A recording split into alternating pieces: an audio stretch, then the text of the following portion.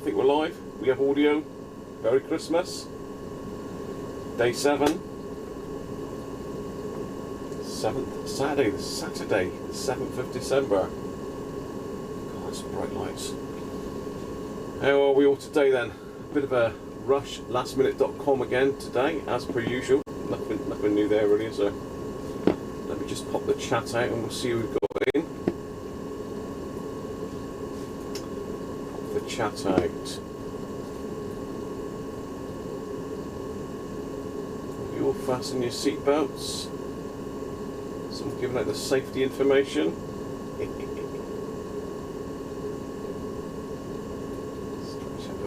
Right, here we go.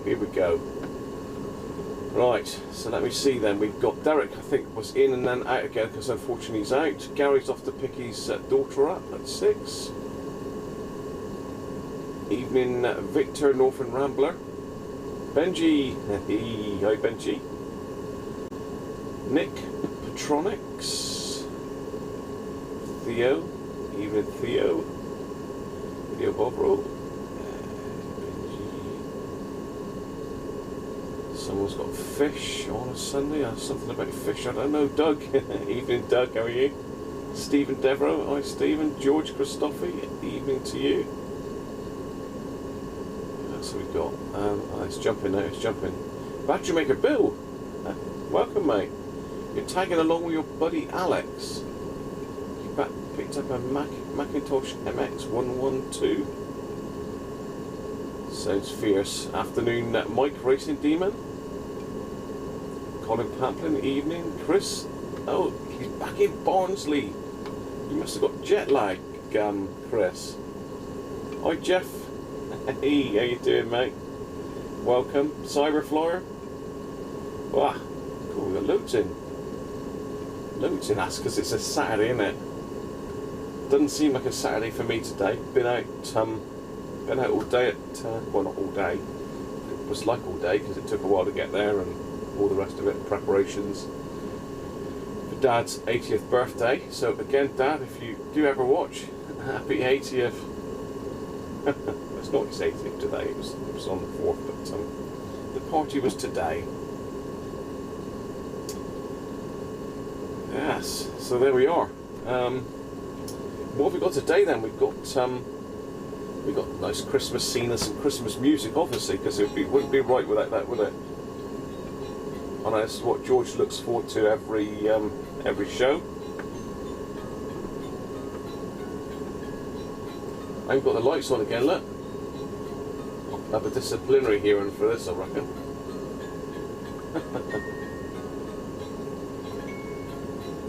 Gotta have the lights on, haven't you? Where's the other lights up here? There's lights everywhere in this place. I think that's all my lights. All the lights are on. I'm safe.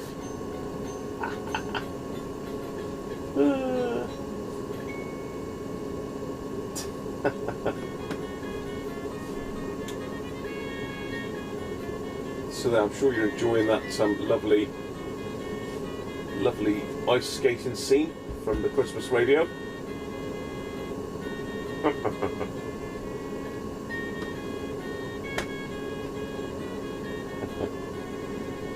Yeah.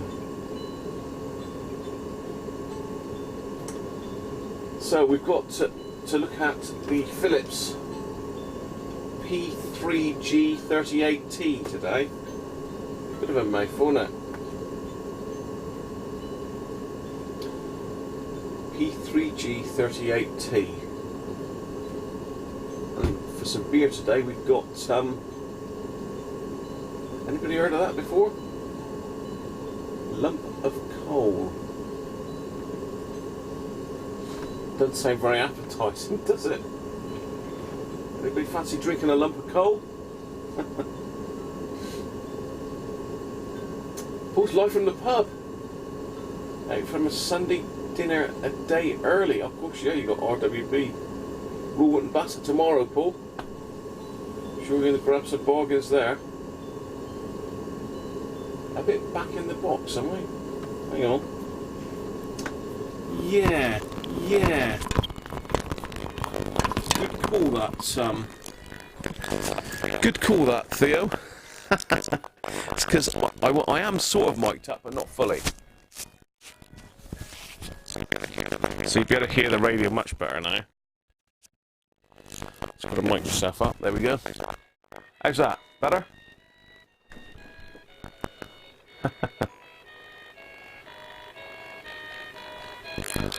It looks like you're fired, does it? Dark Holiday Stout, it says. Much more than you deserve for Christmas this year.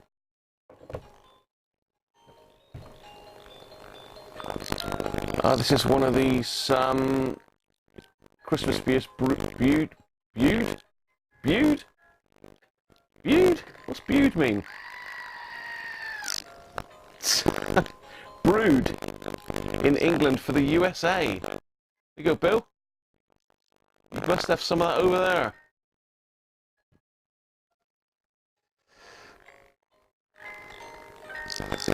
So this is Ridgeway Brewery in Oxfordshire. I'm trying to see what strength it had, but oh hell, 7.5%, people. That's a bit of a strong one. Yeah, 7.5%. I suppose we better get it open, haven't we? Because, you know, I've only had a couple so far today.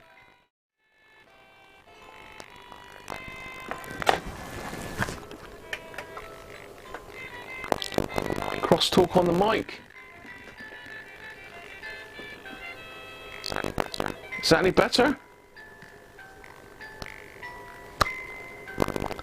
My mic is dying.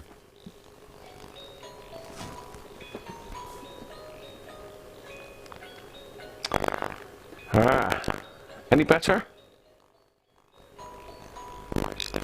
Mic's still giving problems, is it?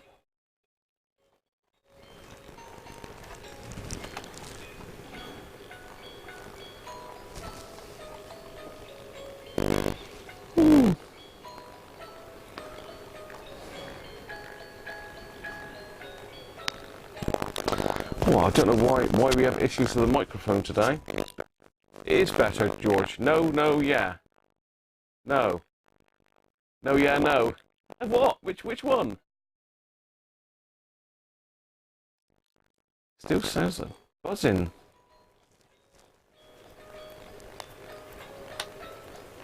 How about that? Still no?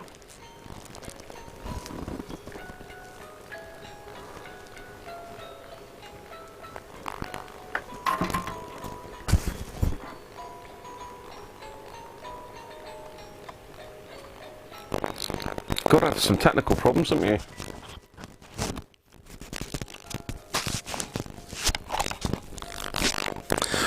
Testing. 1, 2, 1, 2.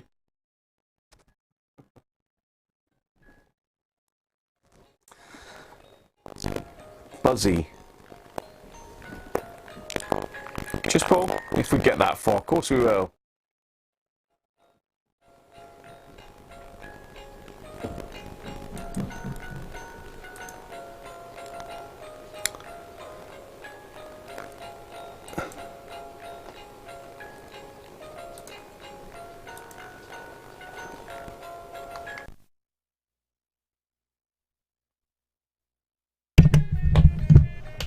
How about with the Yeti? Can you hear me with the Yeti?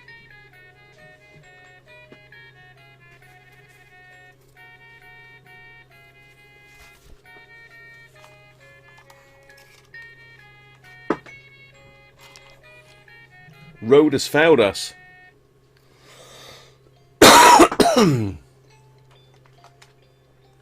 Well, we're going to have to turn the road off. Might cause us some sync issues, but the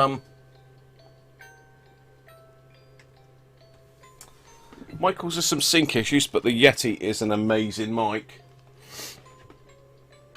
Just as well I got a backup ready, isn't it?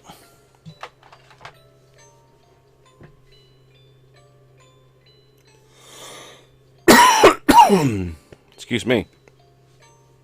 It shouldn't be buzzy now, Bill. Should be nice. Battery was good, Nick, actually. I just checked. I've got a battery indicator on the main unit up there. So I might have stretched a cable or something. I'll have to check that.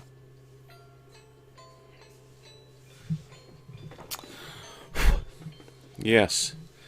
So we're now with the Yeti, which is in cartoid mode. So it means you've got to speak at it. Let's put it in omnidirectional mode, so you can hear the lovely radio as well at the same time then. You like the lump of coal ale. Hi Keith, how are you? I didn't see you pop in, mate. Too busy messing around with microphones. But that should be good now. It's actually peaking quite high, that. I might need to just pull that down a little bit. It might just be a little bit loud.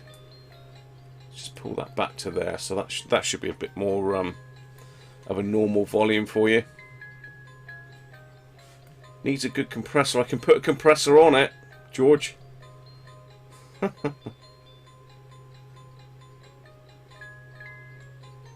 Good I was. Cheers. Yeah, these are good mics. I tend to use this one more for podcasting when I'm talking just to the screen, but you know, needs must. Luckily I have got a spare mic, so we're all good.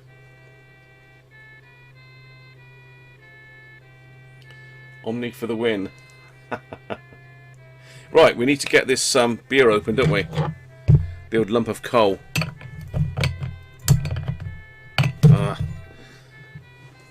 I forgot we relegated that one, didn't we? Because we now got the Wera.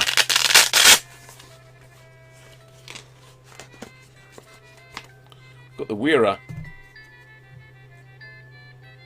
from my advent calendar. Hee.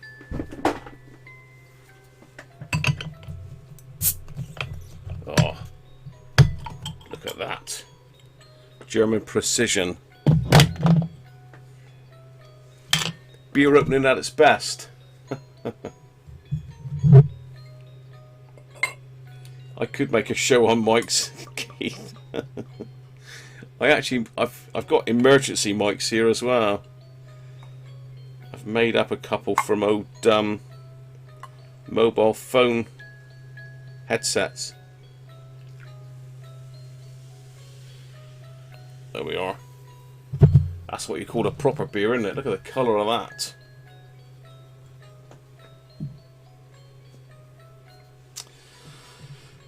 Yes, so this is going to be a good one, I'm sure, but it's a bit strong, mind you.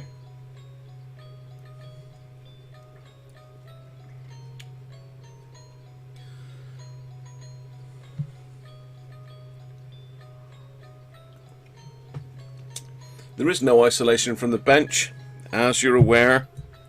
But bear in mind, people, that I've just said that this is not my normal mic. So it's what we've got to work with, and we're going to go with it. That's all we've got. I don't know what's happened to the Rode one. Shouldn't be anything wrong with it, but there you go. Do we really need to know that, George? Do we need to know?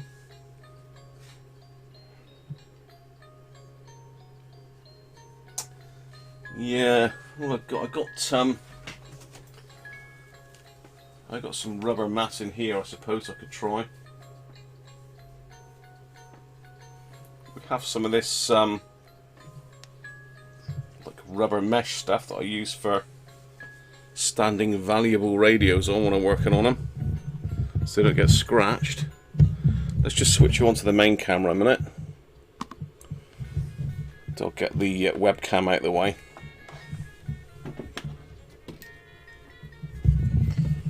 Let's see if we can stand the mic up there.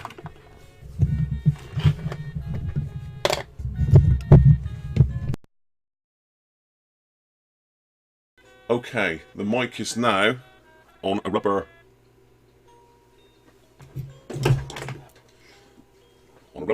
rubber mat. Rubbery mat.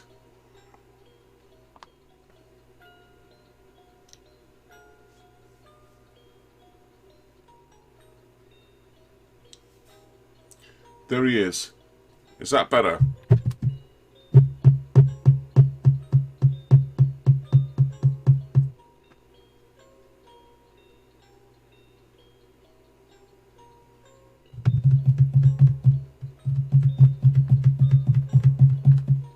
Is that a bit better? Are you happy with that, Benji?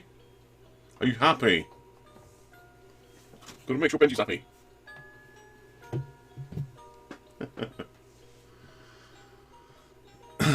Good to go. Excellent. So we're improving it all the time.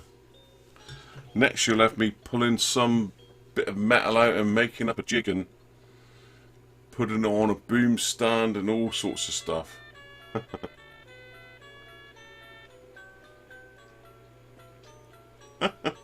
Hey Rob, how are you?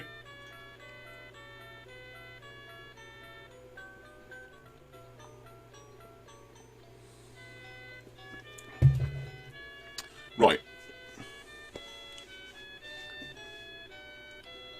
So that's you're happy with that, yeah? Right, good. So we've got a mic. We've got a mic. Why are we now pointing at my drawers? That didn't sound good, did it? It didn't sound good pointing at my drawers. Oh, let's relegate the lovely displays and radio to one corner. Let's pull in this one here.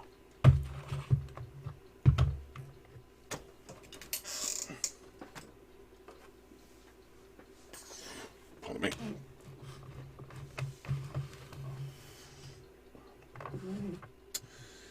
Philips. All transistor compatible. P3G38T. I keep saying that, don't I? Yep, I managed to find another red one. You need an extension on your bench. Very busy. I'll tell you what, it is busy. It is busy because I've got quite a few bits on here to show you, but it's all sort of related. It's all related. It's all falling over. Hopefully, with a bit better isolation.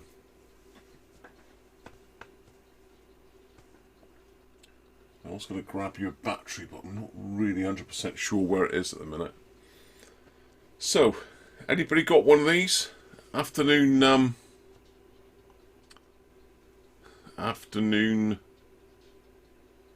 Clive. Sounds funny. Your voice sounds weirdly deep. Yeah, different microphone, Clive. I'm using my lapel mic has suddenly decided it's going to pack up, and I'm using this thing here. Look. I'm using this. So a Yeti, a blue Yeti, basically, whatever that is. Too close. So I've got to use that because my lapel mic has failed. It's failed me. It has failed me. That's why. But plus, Clive, I've got man flu. I've got man flu. So don't forget that. It's a black blue Yeti. Yes, you're right. They are very good mics, but like I said, I tend to use it for podcasting more than anything. But yes. So, has anybody seen one of these or got one? I know whenever people have sort of glimpsed them in the corner of the room, they've always said, "Oh, you got one of those." So I've never done a video on one of these, I don't think. So I thought I'd pull it out today.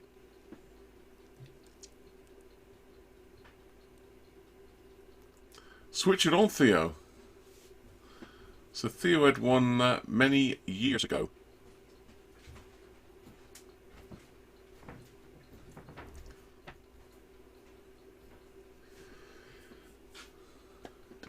Been beaten up then the Yeti if it's that colour. So Clive, the deepness of my voice is mainly because I've got the man flu, plus this is quite a bassy microphone, so it's got a better tone of.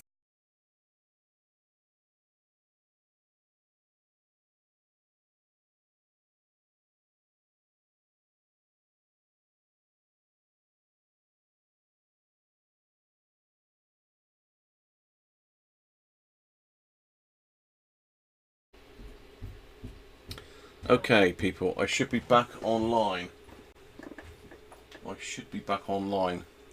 Hopefully I'm back online. I really don't know what goes on with this sort of stuff. I don't know. I mean, I haven't had the computer turned on for long, and it's kicked me off already, that. So let me just go back into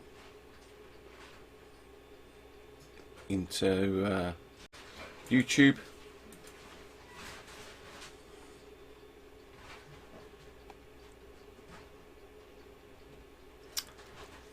Just get my chat back up. Hopefully I'm live. I won't know till this window opens up. Yes, I'm live. Okay.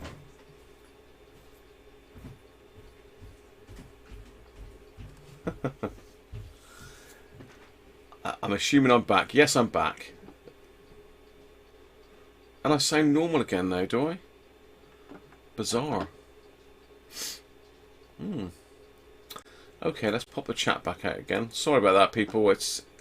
I really don't know. I bought this supposed super duper all singing, all dancing laptop that was, you know, it was expensive. It wasn't cheap by any means, and it's failing me here. I don't know why. I'm gonna have to get out of vMix and find out why it's crashing out all the time, because it should not crash. It should have no crashing. Get a chunky desktop. What are you saying? Did you see my t-shirt, by the way? Brudolf. Yeah. He's a cool dude, isn't he? Right. So we're back. We are back. Apologies for that. It really is a pain when that happens.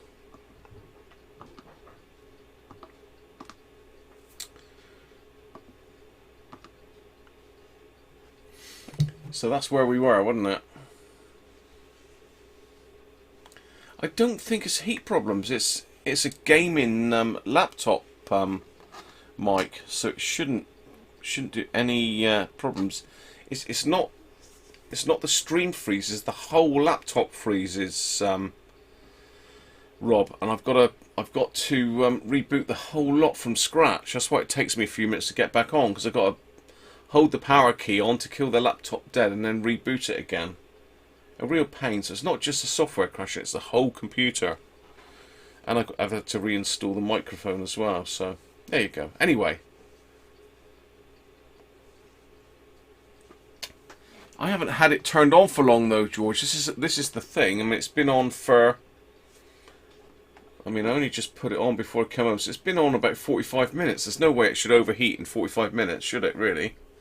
I mean, this is quite labour intensive, this software package, and all the inputs I've got connected to it, but it should do it. It should do it. But it obviously isn't, so I'm going to have to get to grips with that. Anyway, yeah, I've got loads of memory, Mike. It's not the memory. The whole computer literally just freezes solid.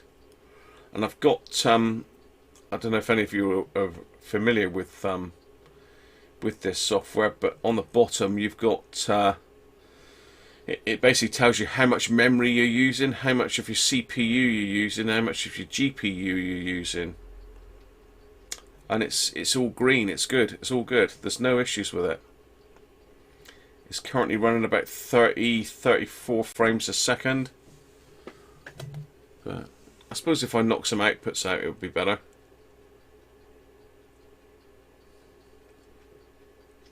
Anyway, Rob was asking about the beer. It's very, very nice, Rob. And this is from down your neck of the woods, because I picked this up at Dart's Farm which is not far from you, Rob, is it?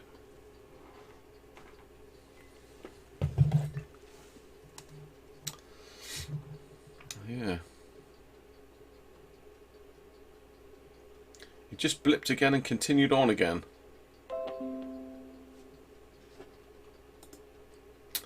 I wonder whether Google Chrome is using a bit too much memory in the background. You know, I've obviously got Google Chrome running, which tells me what my stream health and that's like. It seems to think it's excellent at the moment. So, there we are. Anyway, we mustn't dwell too much on technical issues. We need to get on and have a look at this radio. Where's the beer graph? It's a good point, George. If you'd like to draw me one up, I'll get that sorted. Because I had not had chance, mate. I have not had chance. This next coming week is going to be a lot easier because I got the week off. So I'll have a bit more time to prepare for the streams and do a few other bits and pieces that I need to do. But yeah, I basically said I'm going to mark all the beers. I've obviously got 7 at the moment, but I have photographed them all. So I've got photos of them all. And I will do a little beer graph that we can perhaps stick up on the screen. So, P3G38T. It's a car portable, basically. So it's a sort of car radio that came in a slide-out chassis, which I've got to show you in a minute. So when you had it in the car like that, that's how it would sit in your dash. Then when you're ready to get out the car, you pull the handle up, slide it out of the dash, and you've got a normal carry around medium wave, long wave radio.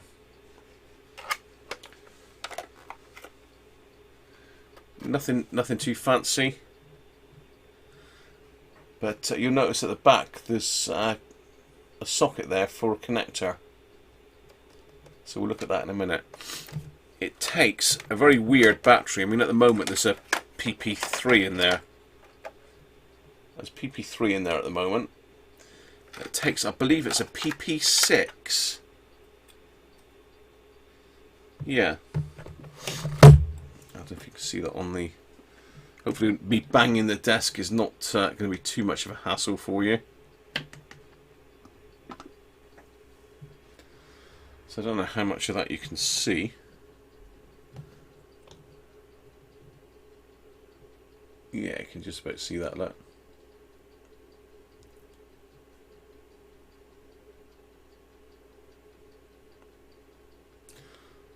So it's a PP6 it runs off of. And yeah, it will run okay off a PP3. It will run okay off a PP3 because there's PP3 in it. Now, this one's cheating a little bit because I have restored this one. So it's been stripped down. The front is a bit cloudy, so the perspex has aged. And I have polished it, but it's still a little bit cloudy. I've got another one here which I haven't had a look at yet, I don't think.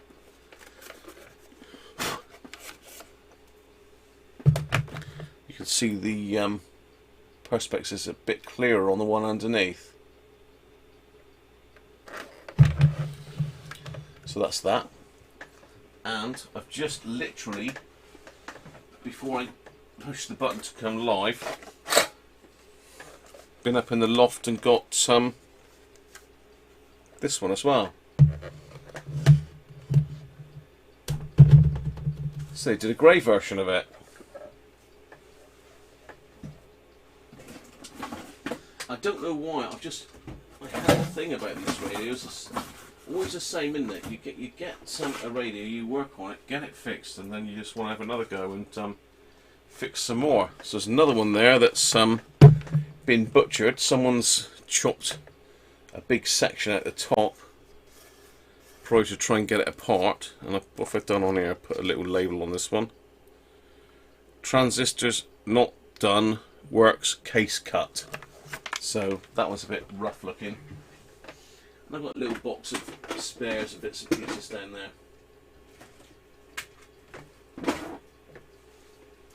It's another better looking grey one. So I've got a whole family of them, look. Did they do them? They did them in blue, did they? Ooh, I haven't got a blue version. Theo, I need a blue one, I think. I'll have to keep my eyes out for a blue one. So they do suffer a few problems. There's these little lugs on the side get broken off. This one's nearly broken. That's broken. The red ones look a bit more robust than the grey ones. So I've got another couple red ones down there. I've got loads of these. I didn't realise I had so many. I've got I've got 4 grey ones. 1, 2, 4 red ones, and I've got an older version as well, which is a different model altogether, but that's in bits at the moment. So let's just move these out of the way for a sec and concentrate on the one that's... Wait, what? I said working, didn't I? That's a fatal thing, isn't it? You told him they were working, eh? So this one I did refurbish, and by refurbishing it, I think from memory I zapped the transistors in this one. So let's out is medium wave.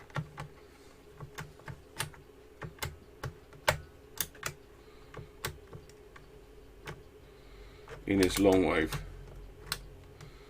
Okay.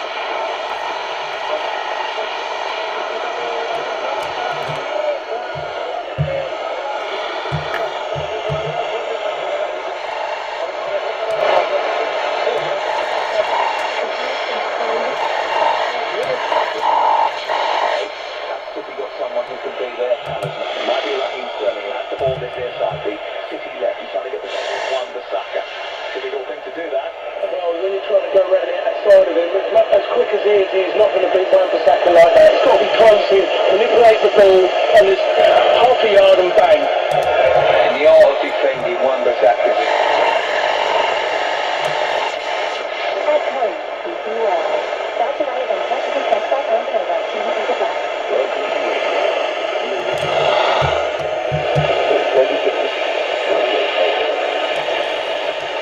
So there's a bit of DX there. Let's try long wave.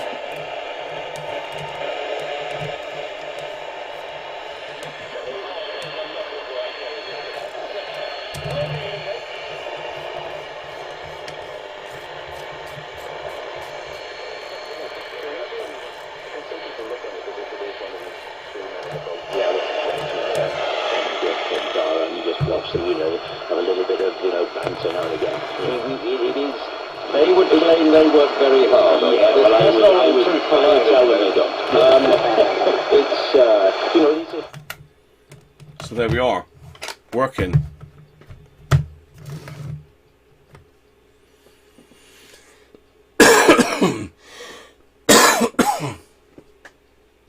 Excuse me, I can mute the mic actually because I've got a mute button. But anyway, we talked about the car kit.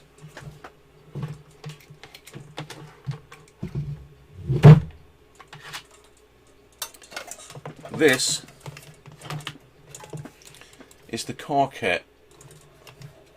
Let's zoom you out a little bit. I'm in a little bit closer. So this is the car kit, and inside there you can just see at the back there is a connector. Now this originally had some keys with it, and there's some little slots. You can't really see the slots, but there's little slots here that you slide a key in, and it just releases the radio. Now I don't have those keys. I'm trying to think whether this actually locks it or not. Basically, all you do, this is wired up to your car. Now somewhere I've got the original service manual for this, and inside here there's some more electrics, and there's a one of those Plessy caps in there. And depending whether you're on negative earth or positive earth, you've got to rewire this piece in here to suit what you're doing. So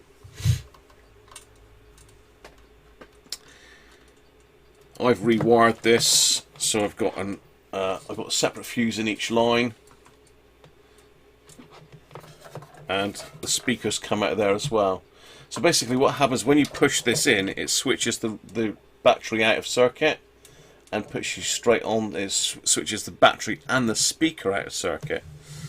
So let's pop it in the case for you. So this will be sat in the dash of your car. So you take this out of the house, pop it in your car, push it in, and that would stick out your car like that. I think it should go in a bit further than that, but I don't really want to force it. Yes, it's not quite gone into that connector.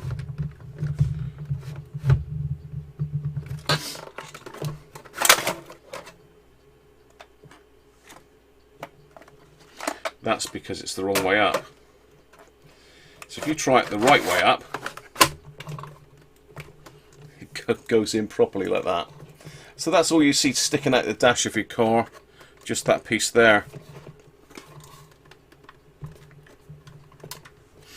And you'll see that that little tab is locked in there.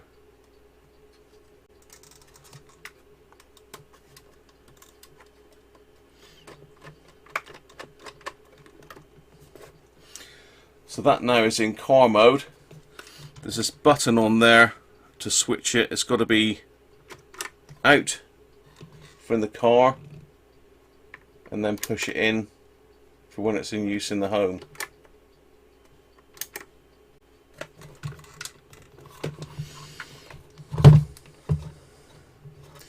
So now we've got to try and release this whacking great lever and get my radio back out of its bed. Let's just get rid of my picture a minute. Be able to see it a bit better. So yeah, this is the problem, because I haven't got the little pegs. I've got to hold that out before I can pull it back out again. So I think that's quite nifty. I like that.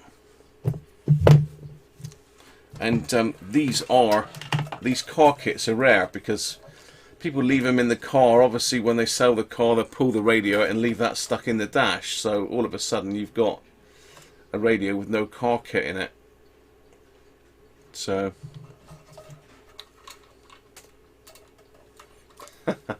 oh, hang on, yes, it was upside down, wasn't it? Let's get the goat of doom back in again.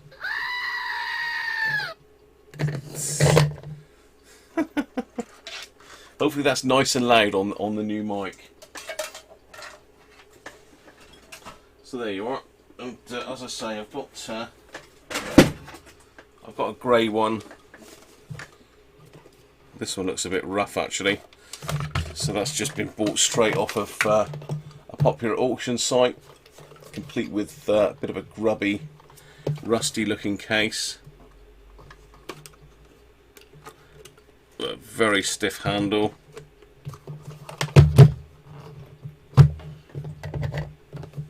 Will it come out?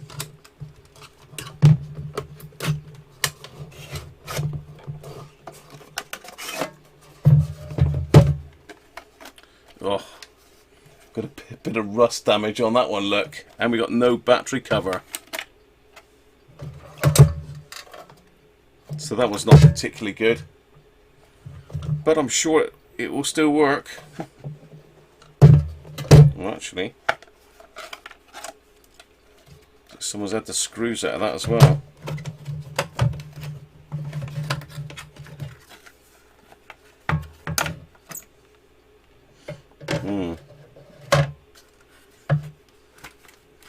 So we have no screws in this one.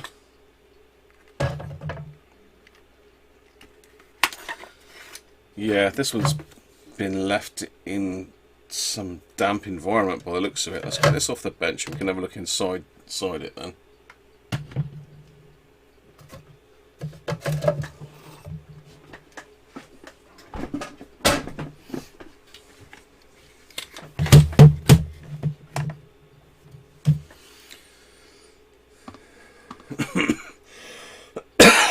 Excuse me. You see what I see?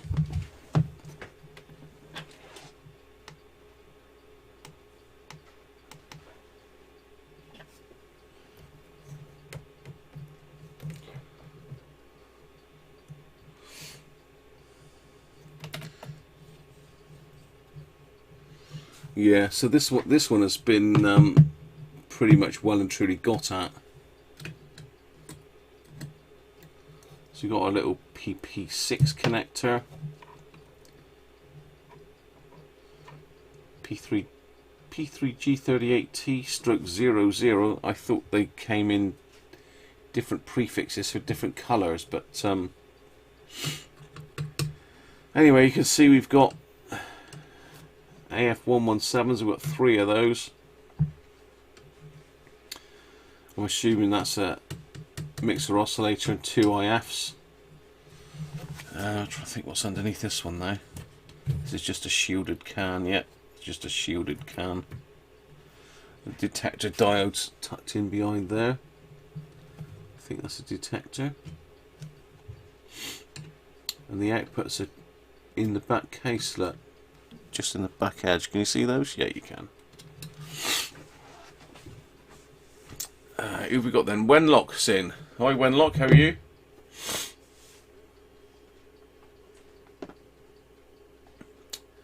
You got a Hacker Autocrat with original bag, have you, Jeff? Very nice too.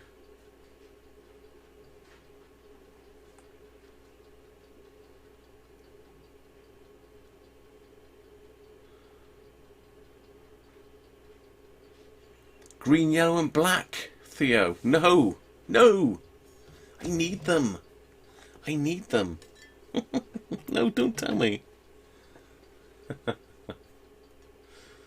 Let's just check out the chat a minute while you're having a look over that.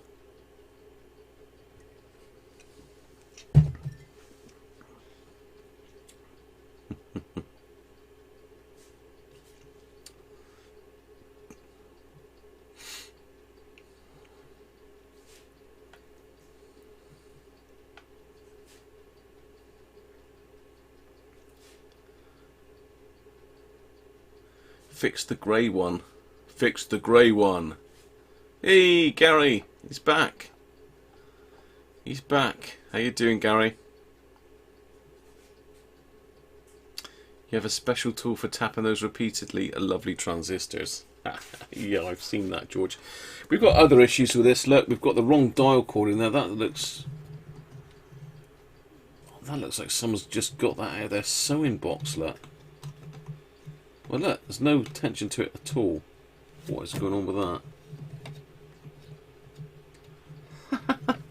It's not even turning it, look. That is shocking. So, this is restorable. Take a fair bit of work, mind you. What I should have done first is pulled the knobs off and released this front panel, because that stops. There's like a little grey piece that goes down in between.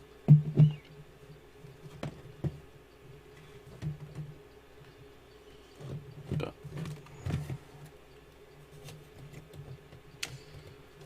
so you've got a little dial like that, so when it's in car mode, a little light bulb lights up. This would look nice in what, Chris's truck, I reckon, Chris.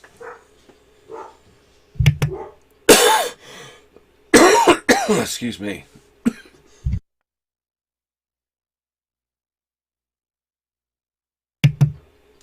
Yeah, no he doesn't, George. He doesn't do a dial cord live. I've done a live one before.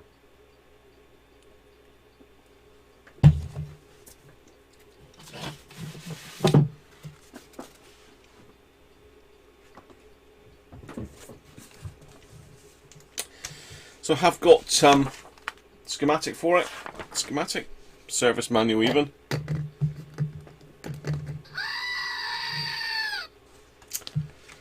Dear oh dear. So let's have a read about, I mean this is the original Philips one by the looks of it. Amalgamated Electrical Services Limited.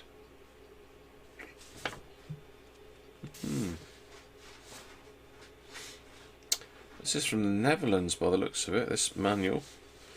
As I say, I've got the original somewhere. This is just one that I've printed off. I'm not sure where I got that actually. It's not the best best copy of it. 2 waveband car portable radio receiver, 6 transistors and 3 diodes, medium wave, long wave by push button, rotary control, volume on off switch. It accommodates an internal area, and in brackets they've put ferroceptor. Sounds like someone off James Bond, doesn't it?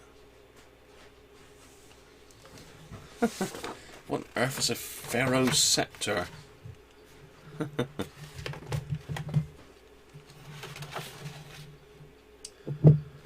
What is a ferroceptor? Let's just zoom in on that for you.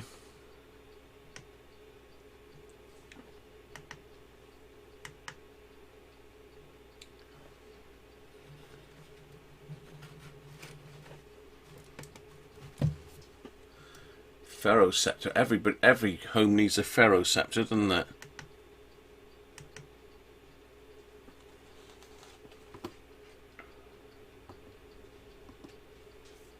Let's get over there.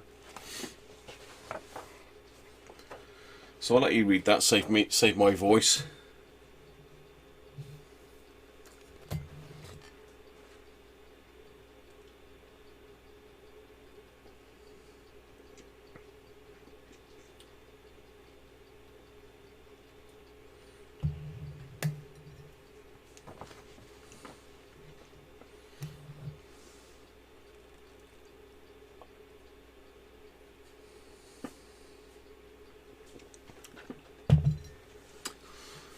I haven't seen it. I've seen your video actually, George, on a high-powered, souped-up, very hot bit of plastic with some batteries inside it, if that's what you mean. Yes, I have seen that. Done to destruction. Okay, so we've all got the gist of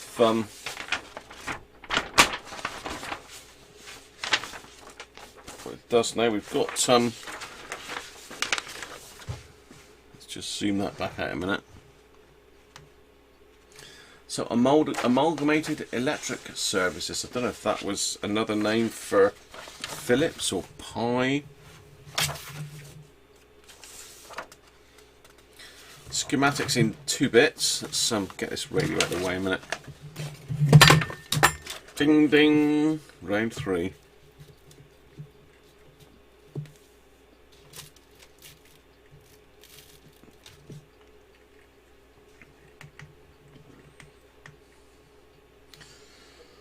Okay.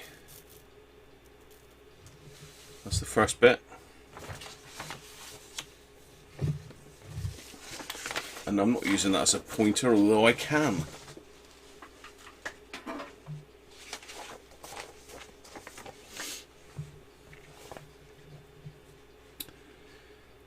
Okay. Yeah. What's going on here then?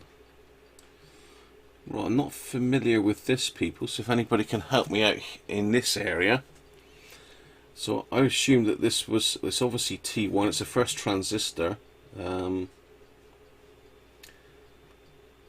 and L4, we've got a few inductors here. These have obviously got cores in them, so I thought this was the ferrite antenna. L1, L2, L3, so center tapped. It's got to be the coils on the aerial, surely. But we've got this here as well. At 11, 12 and 13. Straight off the collector and emitter of that first AF117. And sadly I can't really read the diagram to suss that out, where that is.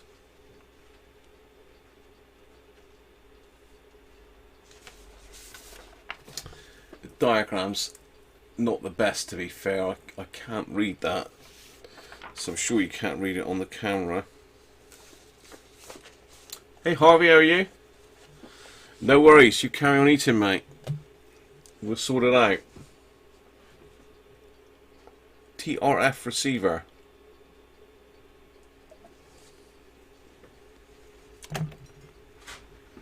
TRF meaning tuned radio frequency.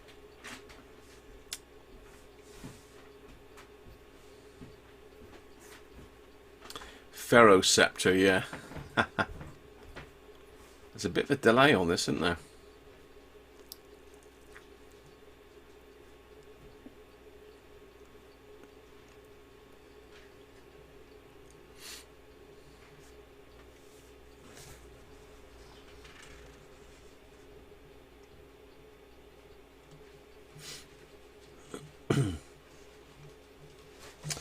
One thing it has got there as well is down the bottom here it shows that tray on the back of the car unit, and that's that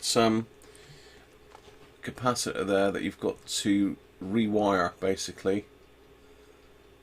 And I don't know if there's instructions in here on how to rewire it, but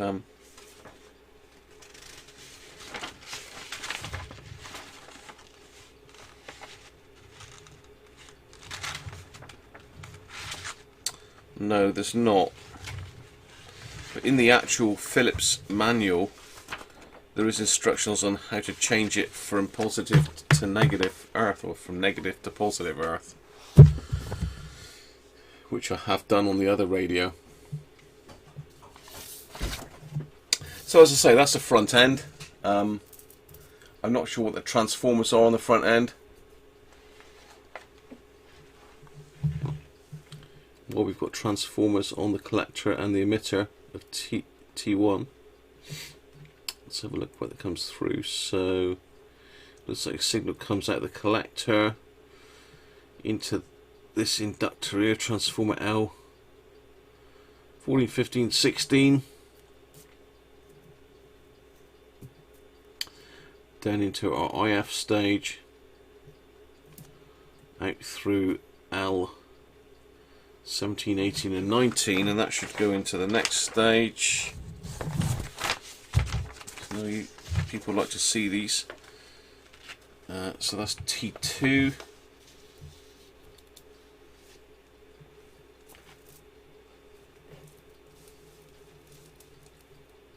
Here we are. Here we are. So T2 was the first IF. This is going to be the second IF. Again, signals coming out of the collector into this transformer. That will be the detector X2. Did I miss an X1 somewhere?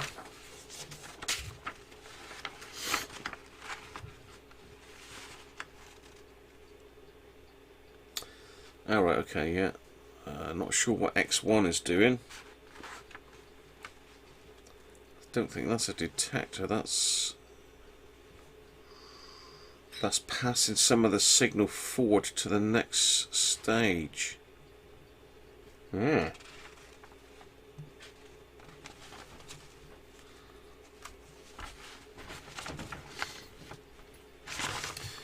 little bit different. Philips did do some strange stuff, didn't they?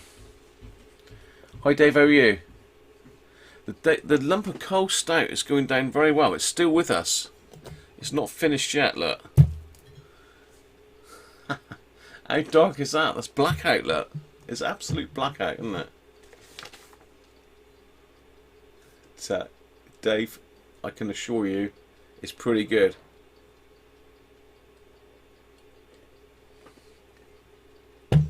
Very good.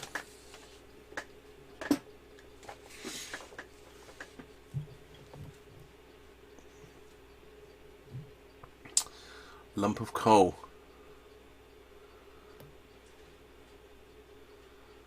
.5%. So I mean, it's cheating, really, isn't it? Because you know, the more alcohol and the heavier it is, the sweeter it is, and the more I like it, really.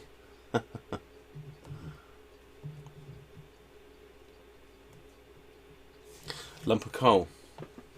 It is good stuff, Dave. Highly recommended, mate. Highly recommended. So yeah, there we are. So this is going to be our driver. There's only one stage of audio amplification, or AF amplification, and then straight into the outputs, which obviously amplify this one.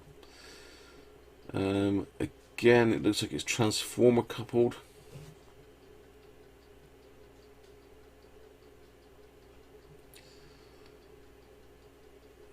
What's this controller then? R23 could be quiescent current.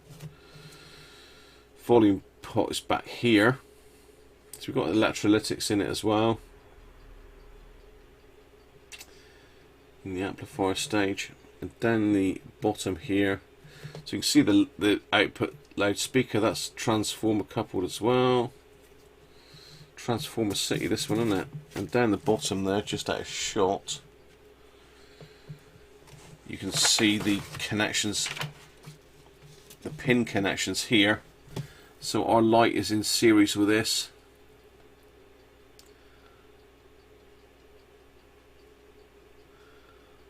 Okay, so yeah, the lamp doesn't get switched on until you're on the car battery.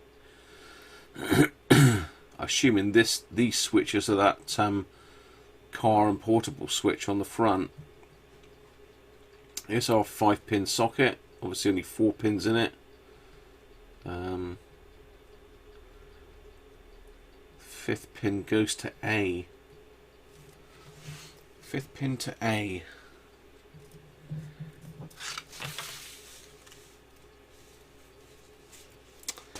Where is A? I'm sure you can all see it there and you're all shouting at the camera.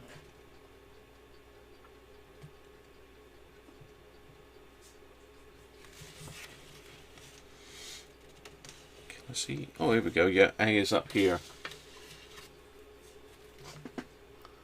Just out of shot. So A is switching the aerial out by the looks of it.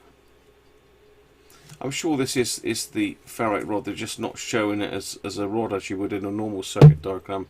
This looks more like the ferrite rod there, but it obviously isn't.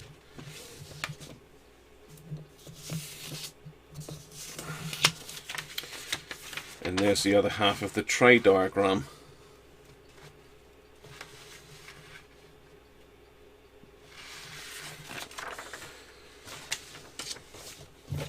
Right.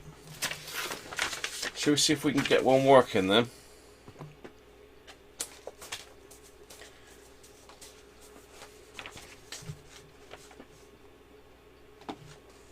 I'm not frozen again, am I? We're still working? Yeah? Good.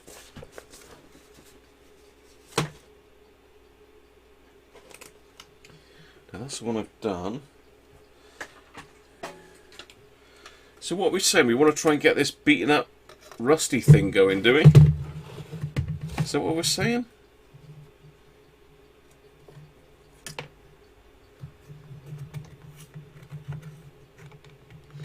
We want to try and get the beaten up rusty old thing going. I think that was the verdict.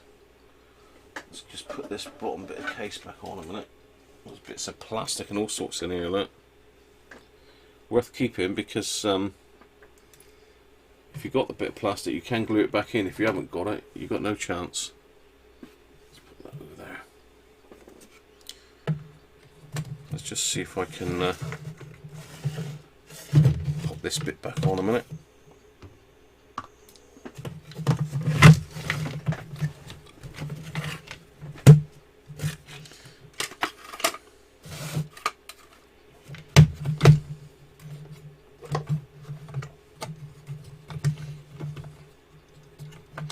I mean, this dial pointer is knackered, if that's an appropriate word for it. That's my word for it, because it is kaput. Needs restringing totally, this one. I have restrung one of these. In fact, that one that I showed you just now, the red one that's working, I've actually had to restring that and put a new pillar in as well. There we go.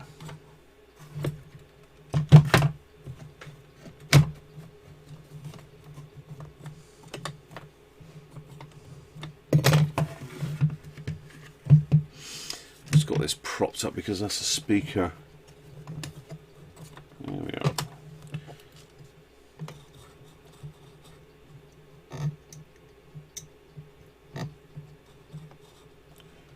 That dial cord is rubbish.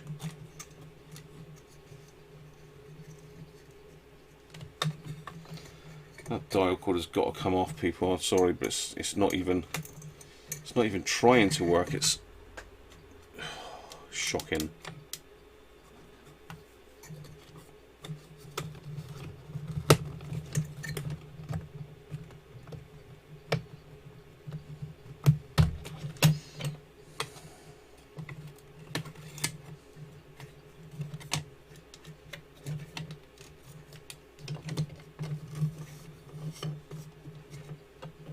Right, that is rubbish, apart from the pointer and the spring, that is.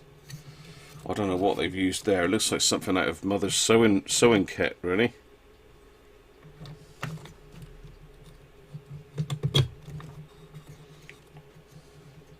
So we can tune it by hand with this. Not ideal, but it'll give us a chance. Right. Power supply, 9 volts, current limited.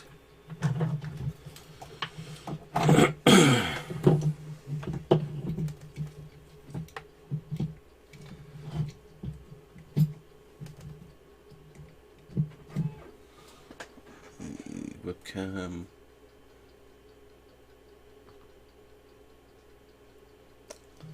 So there's our power supply.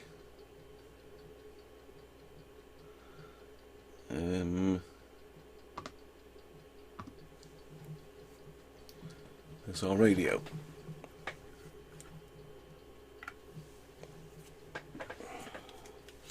Complete with Christmas lights.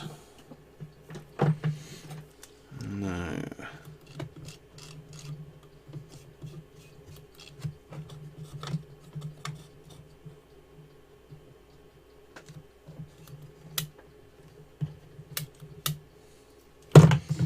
Right, I need power lead. Let's connect that the right way.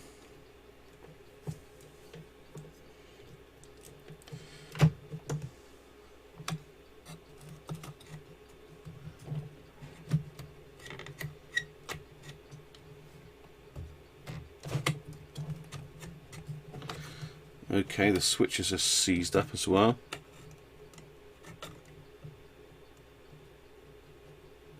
Oh.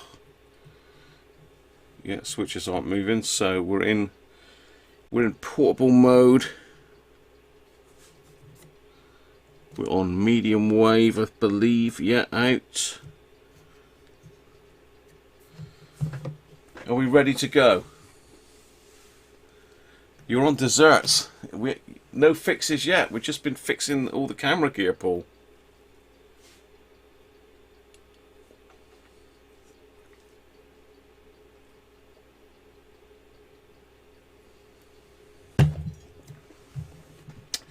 Dial cord on this one, shall I say it's not too bad? Better not, had I? Because it'll turn out to be a monster. Right, here we go then. Are we ready?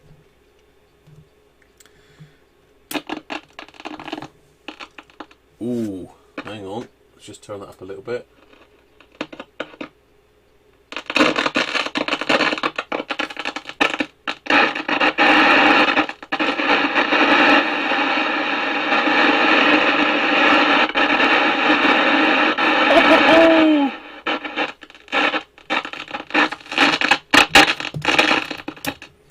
That horrific noise might just be a very, very dirty or very wet volume pot. So let's just give that a little squirt. So pop the power off a second and just give that a good going over. Of course, it could also be a dying AF117, don't forget. It could be a dodgy cap. Right, try again.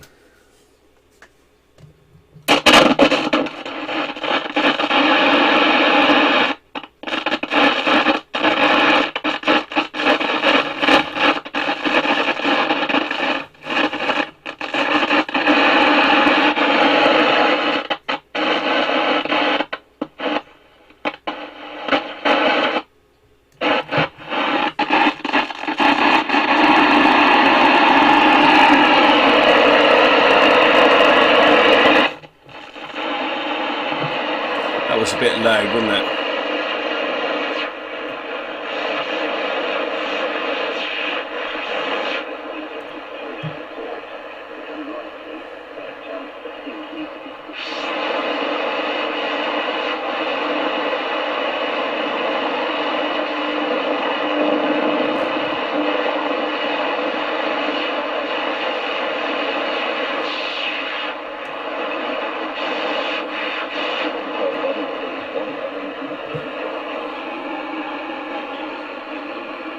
It is working.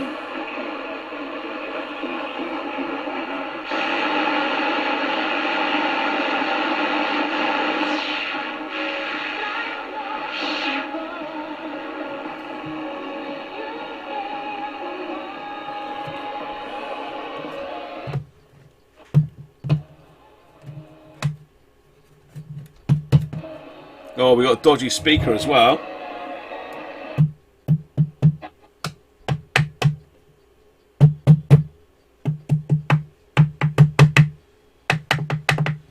The speaker's just died.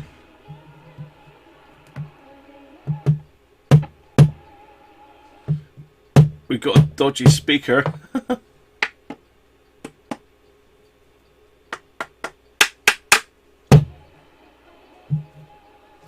Is it a speaker or is it these?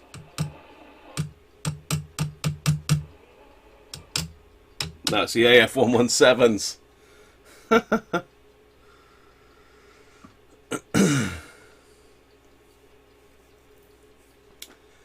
It's the AF117s. I thought it was a speaker.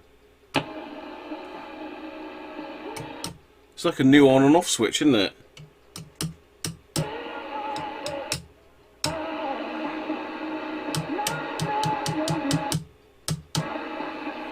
Copyright.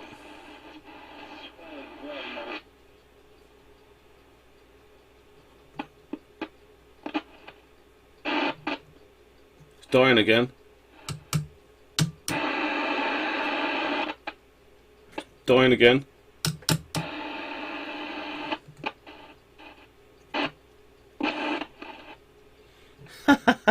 It's hanging in there.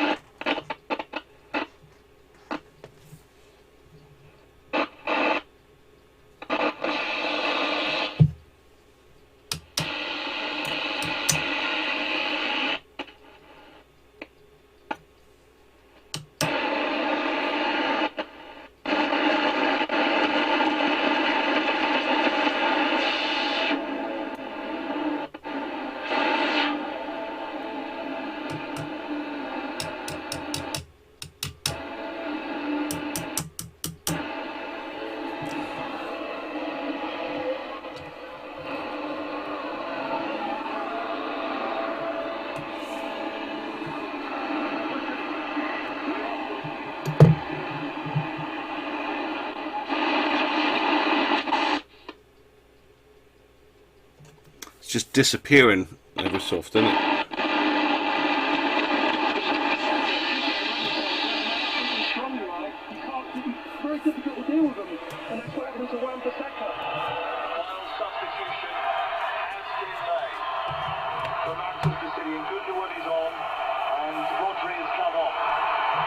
It's a normal time to play. Behind and within touching distance.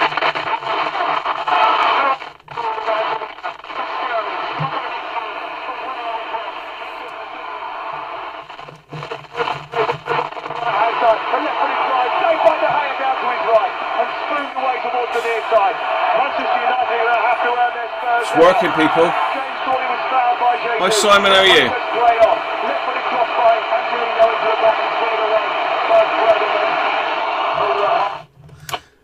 What are you saying, Theo? Pop the tops and fill them with araldite. Yeah, John, AF117s, they are beauties. It's rammed full of them here. Really difficult to get into these. They've pushed them right down onto the board and then stretched the legs out. So assuming the one they've marked there is probably the collector. Not 100% because I can't see underneath the transistor. But almost certainly it's got shorts on it. Can we check with the multimeter if it's got shorts on it? Would that work? Highly possible, isn't it?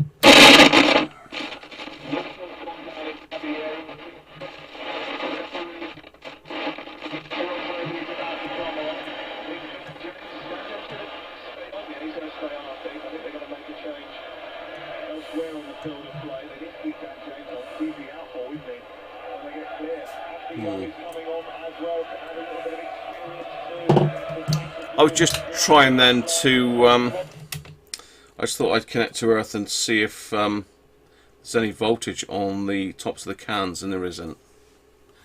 Whether that's an indicator or not, I do not know. I think it's definitely a Chevy truck, isn't it?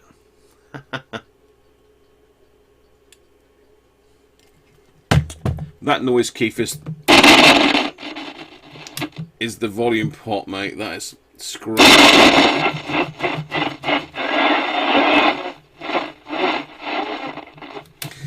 You notice though, when I do turn it on, it comes on with a huge, great thump.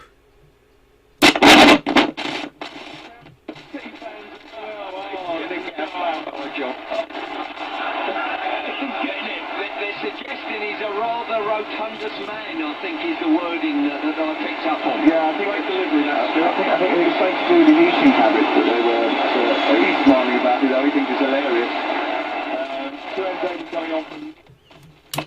So it looks like the volume pot would need stripping out and cleaning on that one to get it perfect.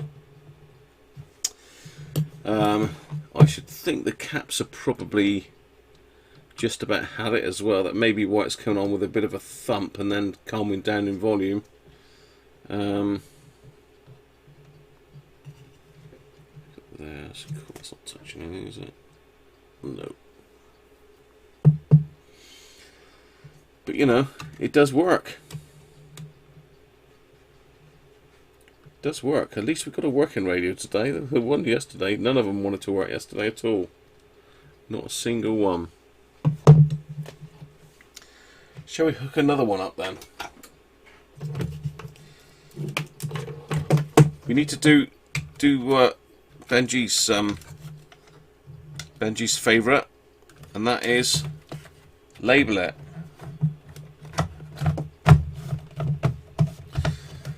You've probably seen these before, Simon, haven't you? Cheers, Mike. Catch you soon, mate. Thanks for joining us again today.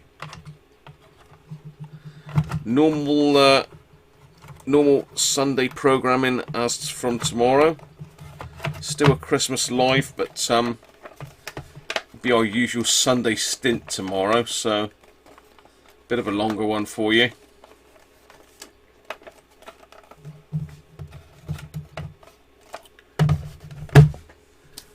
I do not know where my little swing labels are gone. It's annoying because they were very useful, those. So on that note.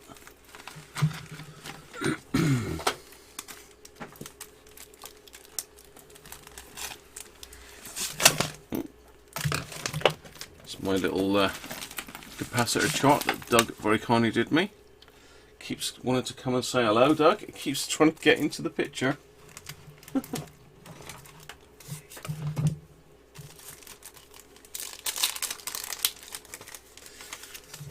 So we're stuck on that. The volume pot is dodgy.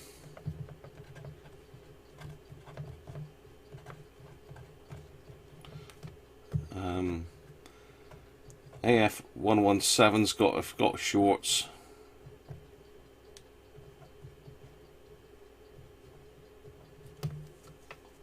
And it needs a recap. Apart from that, it's all fine. Apart from that, it's fine. But at least we know now. Let's try another one then. Let's pull another one up.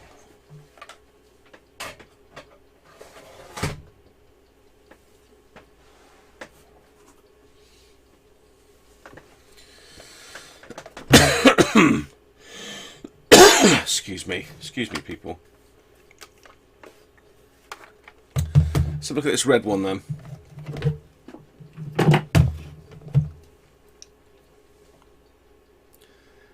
Hey, I'm Michael. Volts.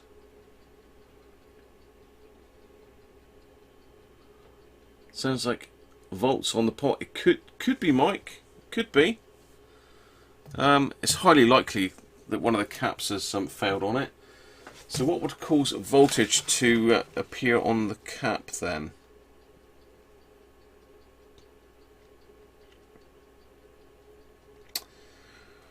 On the cap? On the volume pot? I suppose if C25 was leaky, that might cause it. Let's have a look at the schematic again.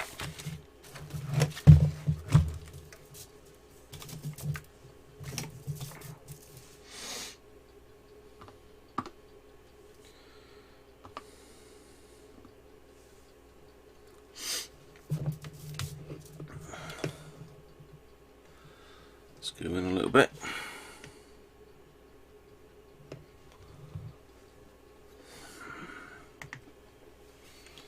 So there's a volume pot. I suppose if C25 was leaky, it could pull voltage down through here. And back onto the volume pot, I suppose.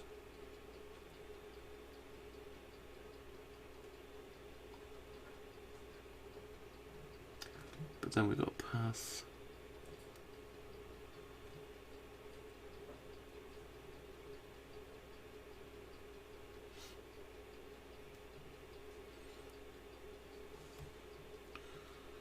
Trying to see here which is the. I assumed this was the ground here, and this is our positive rail.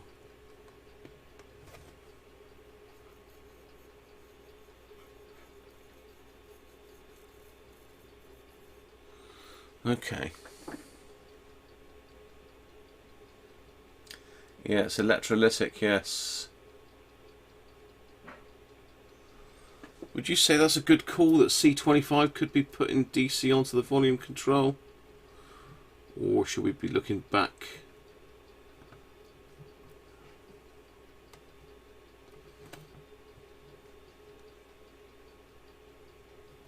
Yeah, C25 is favourite, I think, isn't it? I think C25 is favourite.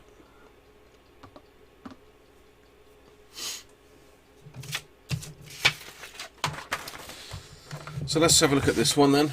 How are we doing? Doing okay for time.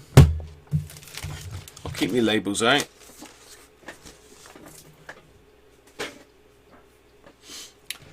Now, these are a little bit tricky to get out of the case because they've got these horrible little red pegs in them.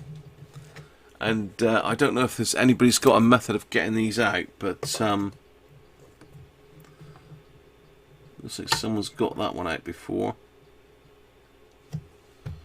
Make sure this doesn't ping across the other side of the room. Ha! Like it just did. Did you see that?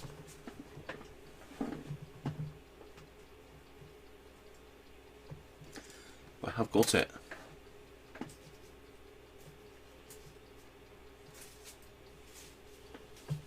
along with some Christmas decorations that I've been rolling around on. Oh dear.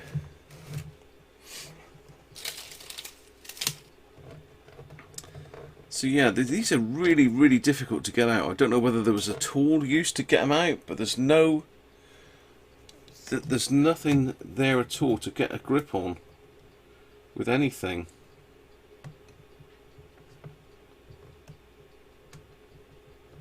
So I'm just using a craft knife to try and lever them out.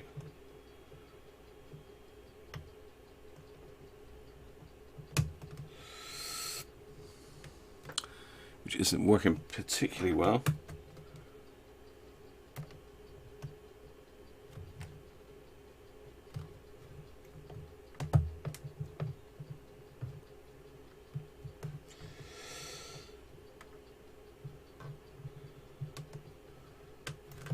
There we are. Okay. So they've got to come out first. Then we need a little screwdriver, flat blade,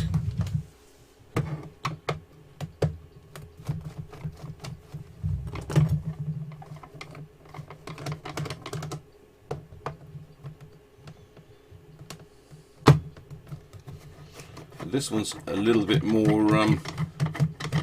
restorable than the grey one, I think, so we need to pull the knobs off as well, and the springs behind them. Don't lose the springs, because that's what keeps the front panel from rattling. And let's take it pop that way.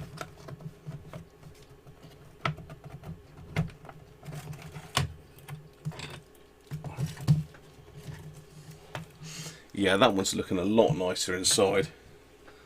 This is really, really clean. Very clean, actually. In fact, much better example than the other one. In fact, do I go as far as to say this looks brand new inside? Let's get it on the overhead camera for you. That looks new.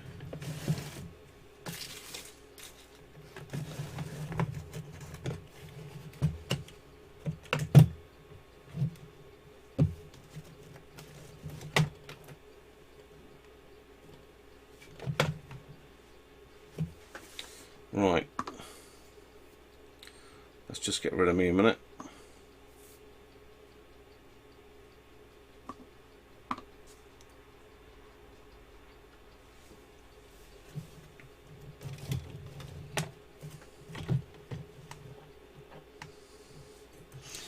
Just line you up in the camera, people.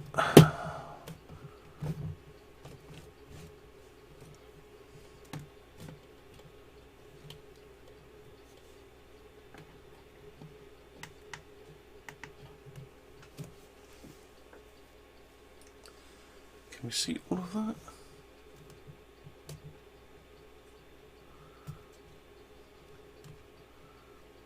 There we are. So that's a bit of a contrast to the other one, isn't it? And it's got dial cord. It's got the correct dial cord, which is very thin black dial cord.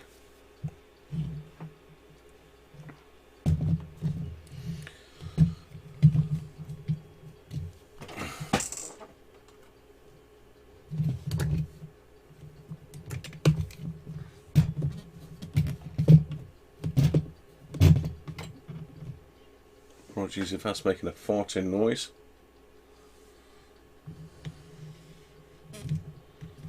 Just trying to see if I get you another angle there.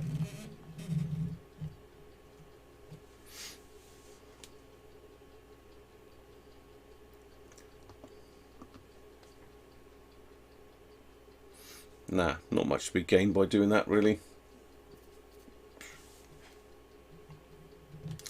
It certainly doesn't look like anyone's been in there, Benji. I mean, you can see from that, it all looks really, really clean.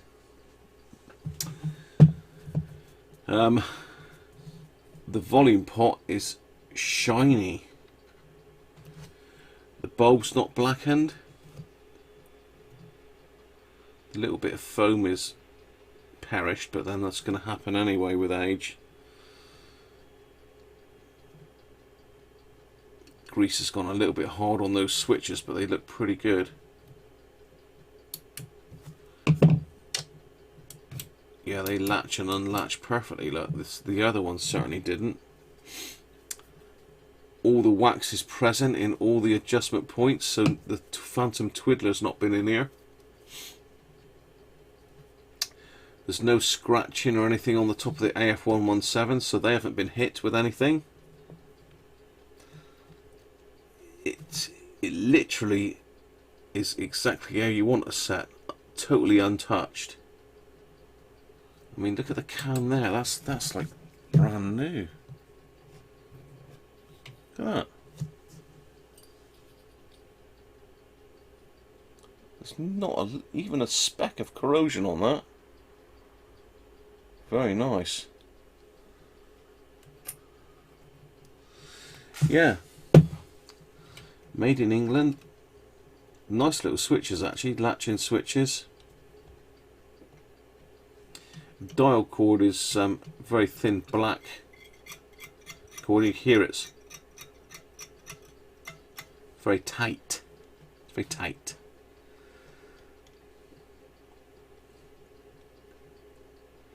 Yeah, so this really is I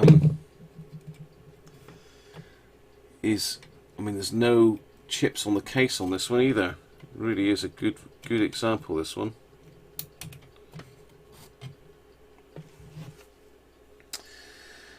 There's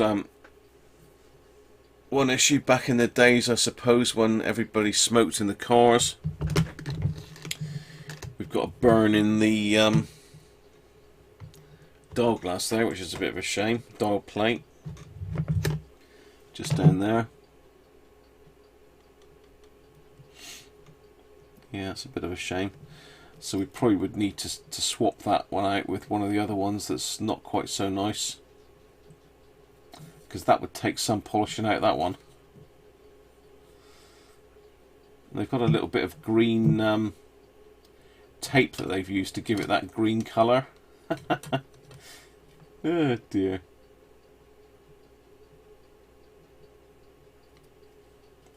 So this is where those little bits of foam would be stuck on the back. Stop this rattling around when you were driving. So long since perished. Anyway, this one's looking good, isn't it? Very nice.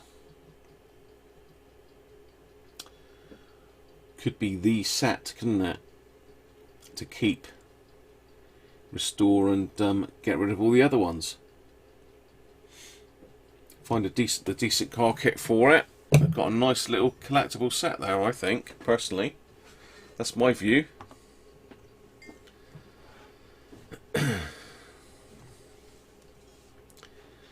Radio over the ashtray, yeah, could well be. So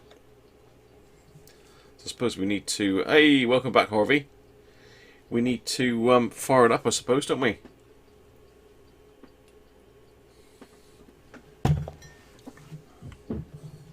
See if it lives up to expectations. It's even got the little bit of felt on the dial pointer. Right, let's get back onto the main camera then.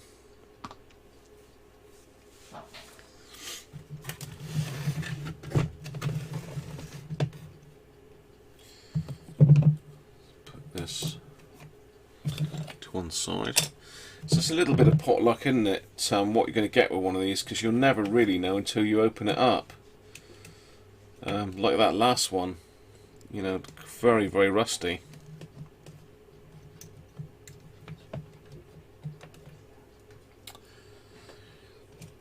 Yeah, this really, everything looks really, really clean. Yeah, okay. Shut up, Graham. Get on with it. I can hear George now. Stop faffing. Right.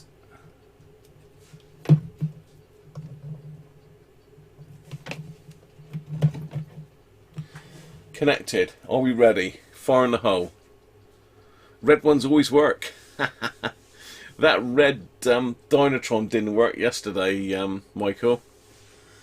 I don't know what's up with that. That one's going to be a bit of a head scratcher. Right. We can have a quick look at the power supply as well. Can't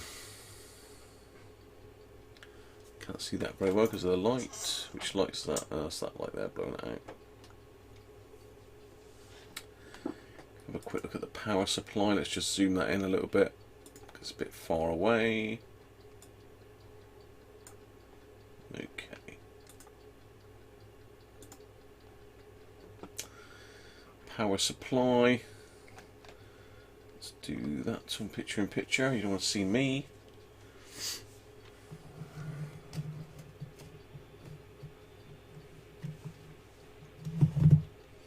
Here we go then. Stop tapping the bench ground because it's coming from the microphone. Volume.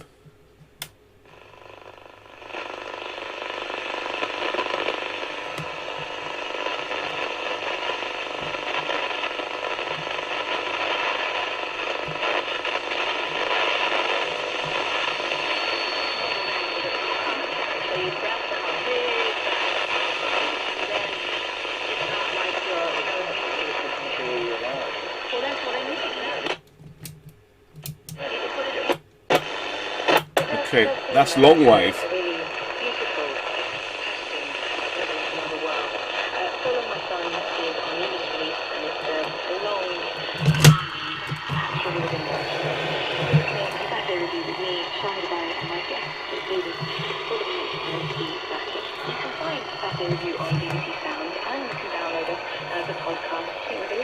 There's lots of things interfering with it.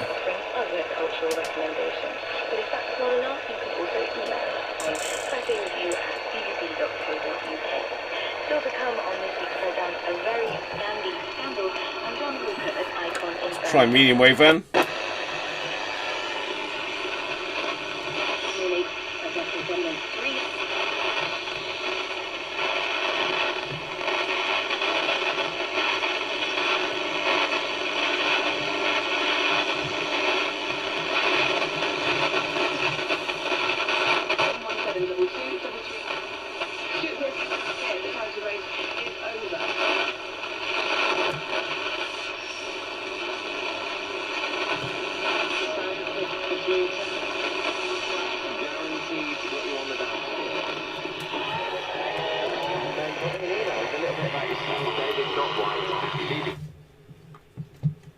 Oh, hello.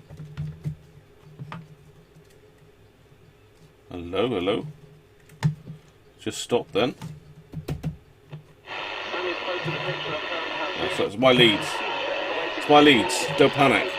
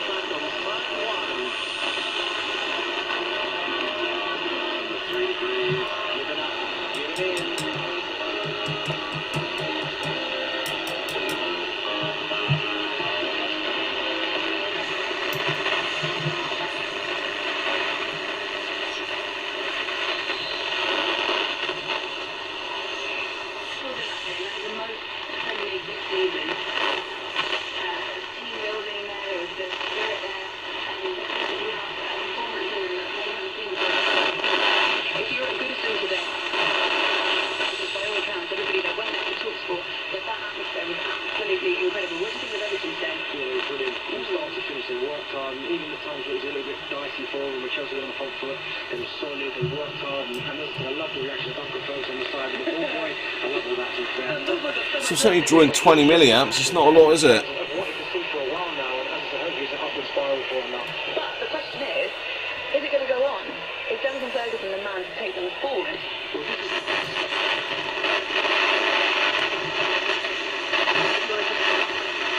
Absolute Radio, from Queen, Absolute radio. Wow.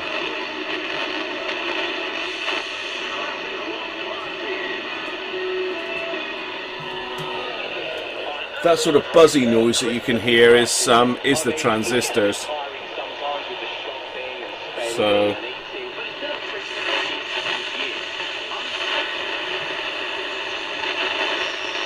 yeah, that noise there, once the transistors are done, that should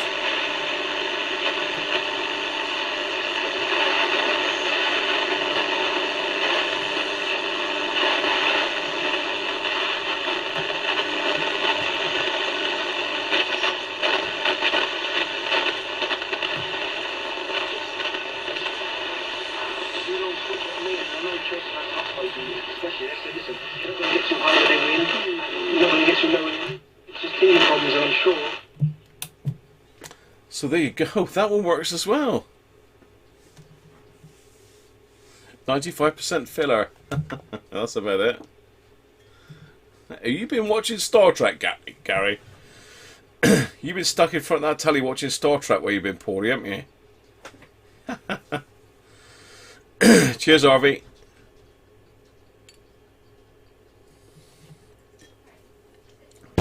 Two out of two working. Well, three out of three working, isn't it? It's the third one we've tried. The other one needed a bit of help, mind you, the second one. But this is a very nice set. So this got to be a keeper, isn't it?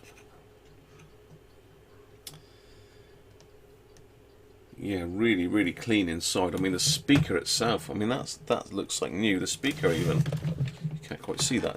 It's out of shot, but look at that, shining. Very nice.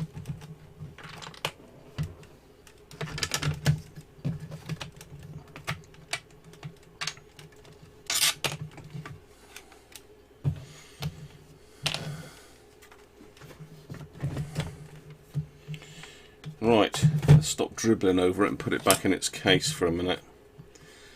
Stick the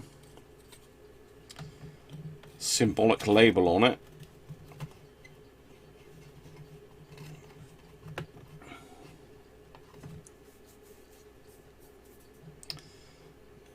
So we've got to go inside, nothing.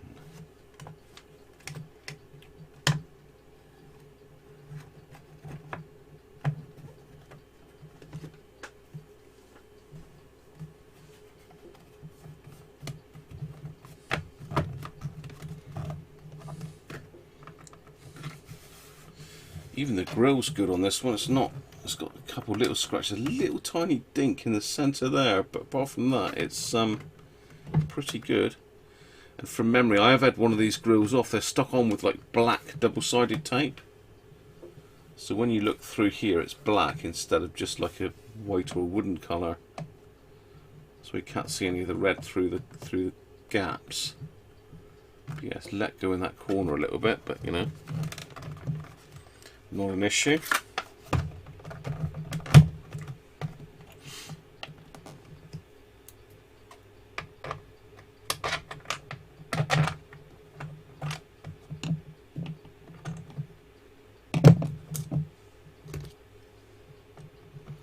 Let's put that one back together.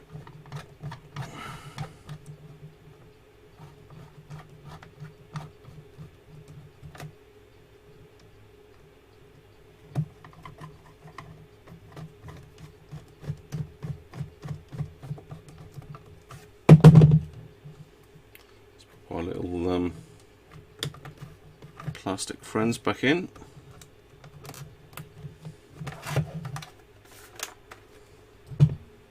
Battery cover.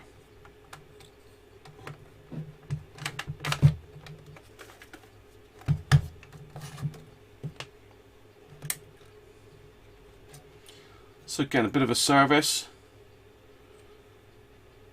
Zap the AF117s. Or replace them. I think if I'm keeping it, I'll zap it.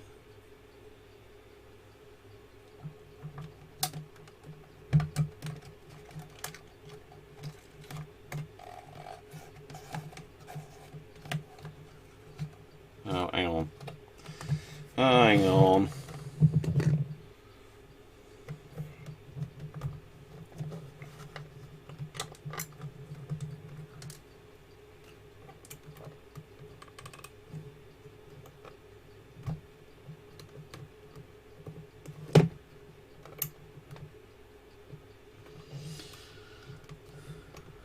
Dial pointer's the wrong side of the tuning scale.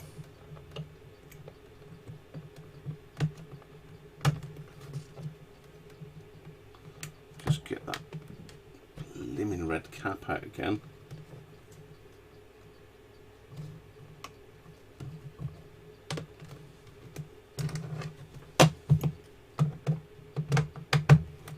So that's a fail.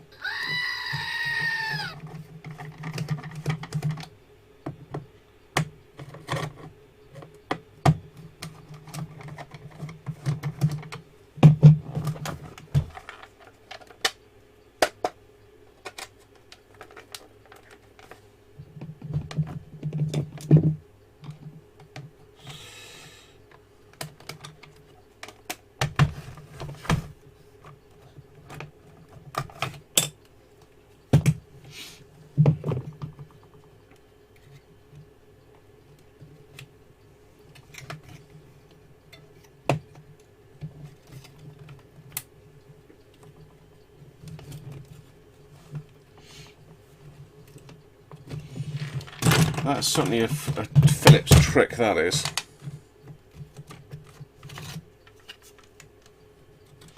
See, basically, the issue is this pointer that's on the felt has got to sit in front of this white piece.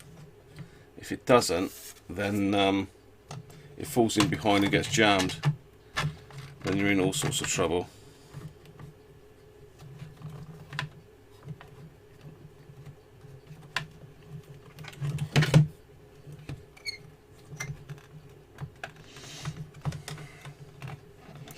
It's going to play up now, isn't it?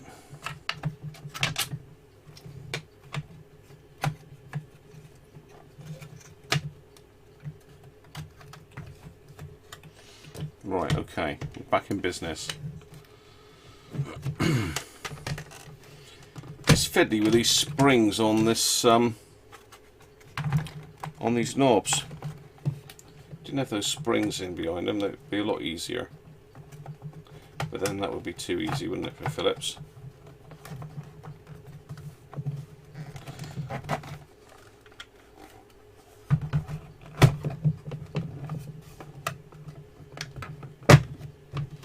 There we are. That's better.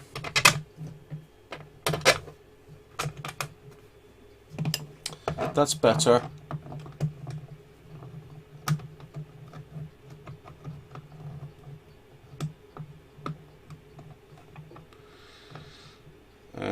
George is asking how stay. Hi Andrew, how are you?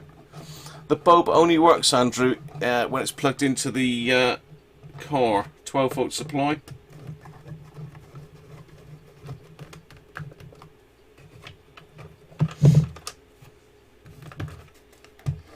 So there we are. I now have a dial pointer that moves as it should do.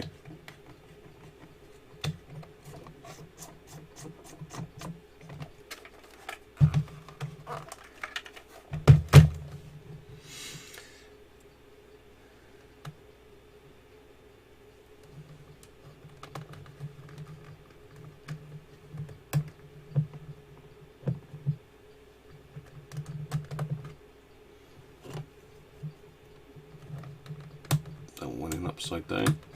Not that it matters really. So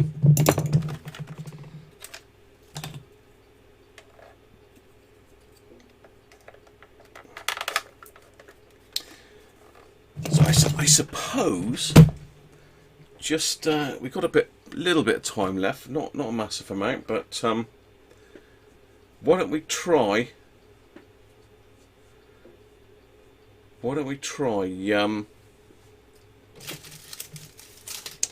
Sticking it in the car kit and hooking the car kit up. Should we try that?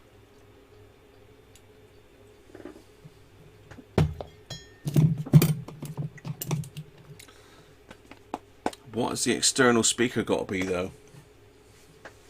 What has the external speaker got to be? Has it got to be 8 ohm? Can we get away with a bit of a Heath Robinson job on it? What have I got here? I've got just an old Nokia mobile phone kit speaker that's got 8 ohm speaker in it with a couple clips. We might be able to utilise that for our car speaker. Now, what did I do with the car kit? A decent one, that's it there, isn't it? Yeah.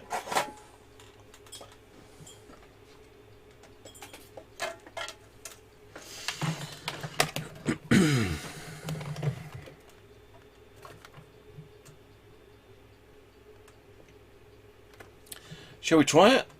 Shall we try it, people? Yeah, I agree with you, Doug. The other one is a bit of a rust bucket, but it could be brought back from the dead. It could be done. Just zoom out a little bit so you can see where we are. So let's pop this in. We're in.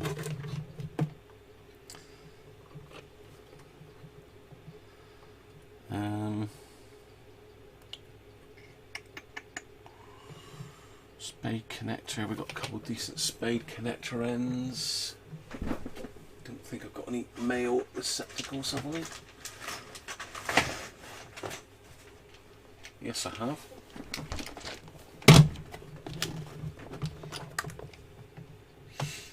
It doesn't seem like a Saturday, does it?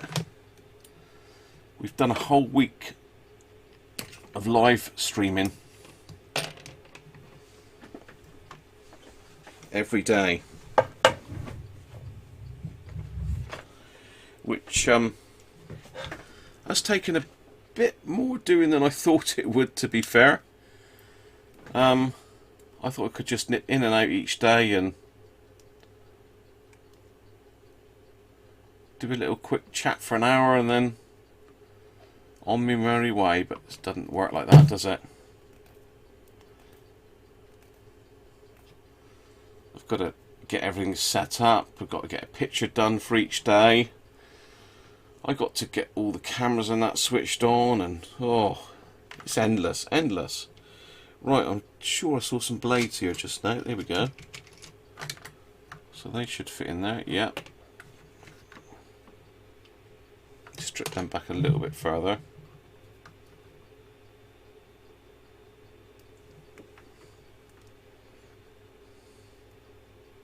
Oh, Sunday there, Mike, is it? It's Sunday where you are, Michael. Is it Australia and New Zealand you're at in, Michael? I can't remember off the top of my head now.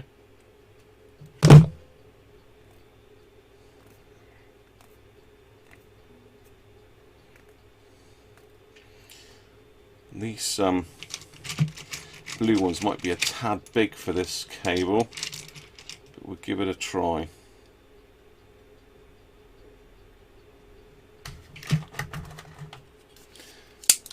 Just going to quickly crimp these on.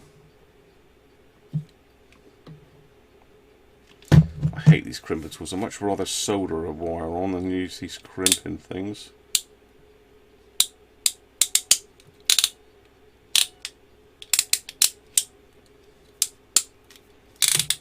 See? Ah, horrible things.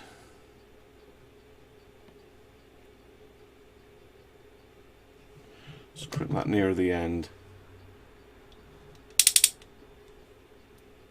Nope.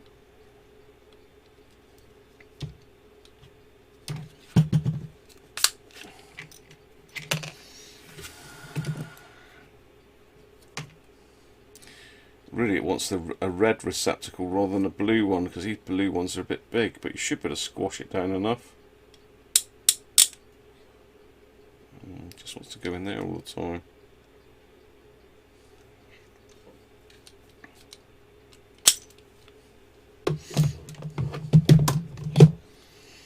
Okay.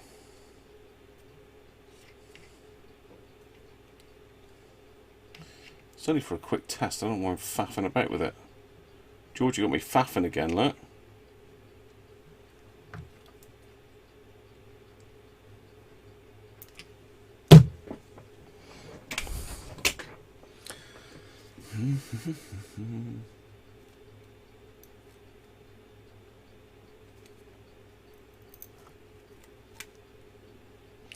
That's got it.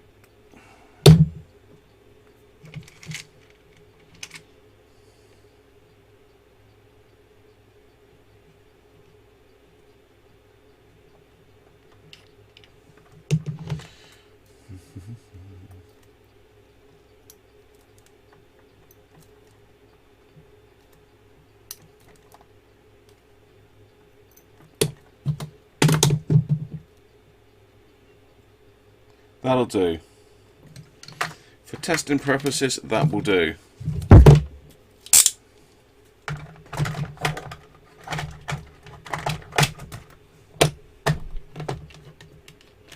Crimping kit away.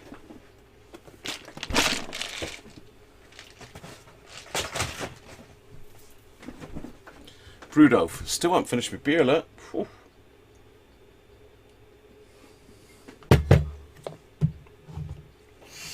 Right, let's connect up the speaker.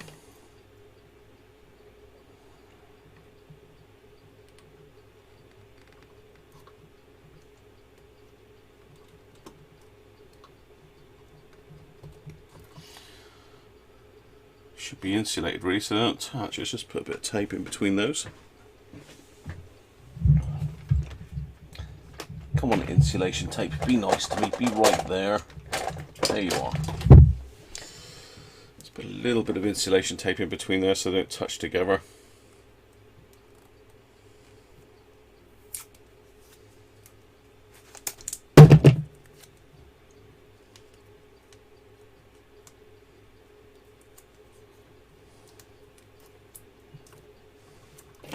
That'll do.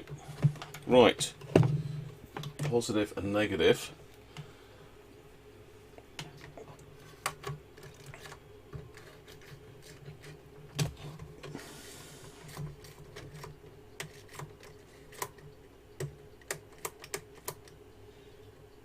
That one needs to be out for car kit. Let's connect these up to the positive and negative terminals here. Should be able to put those through the little hole in behind, hopefully. This has gone, yes it has.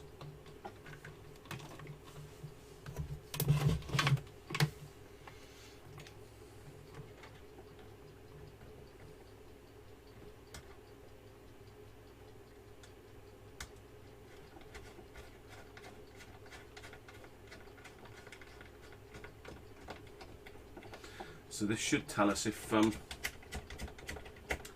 little light bulb's going to work, shouldn't it?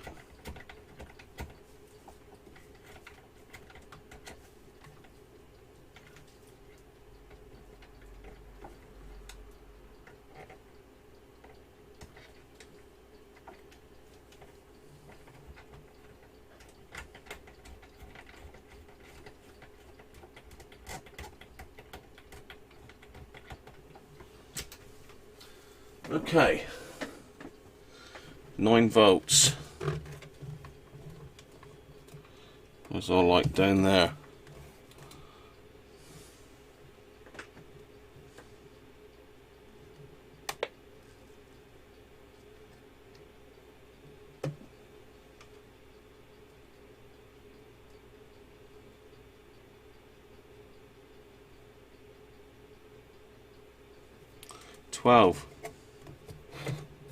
Nothing's happening.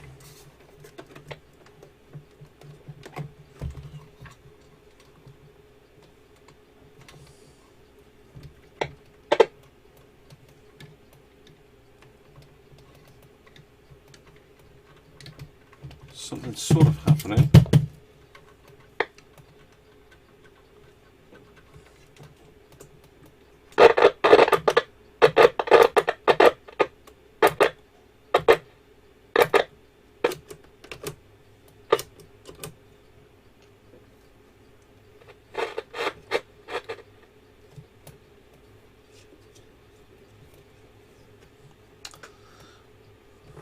hang on. There's one thing we've forgotten, and that is the aerial.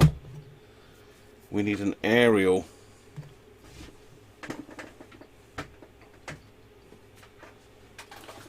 So the best I can do is just stick my random long wave wire up the hole.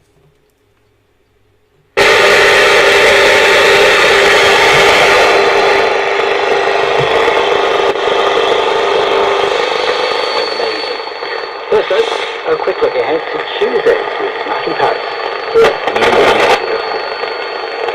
We've gone all out for this series of great lives. He was...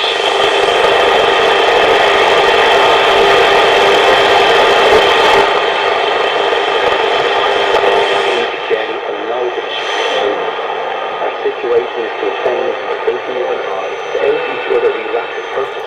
So I'm thinking of you and yours and hope we all... Great Lives with me, Matthew Harris, on...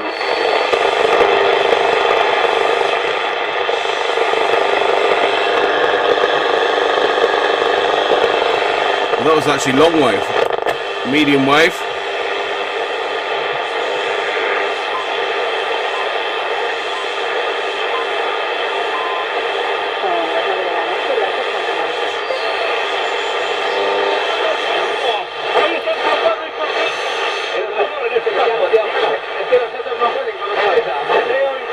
Hi David. Hello Simon's girlfriend. Hello Simon's girlfriend. Not sure on your name though. Simon, a name would be good. Unless that's her name.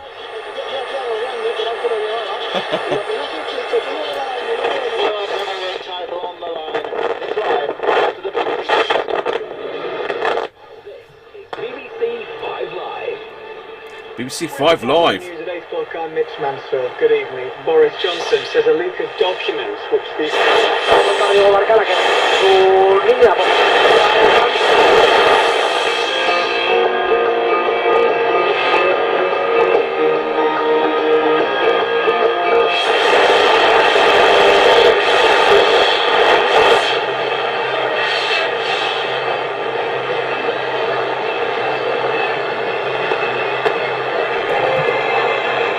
USA for access to our health markets. If all of that is wrong,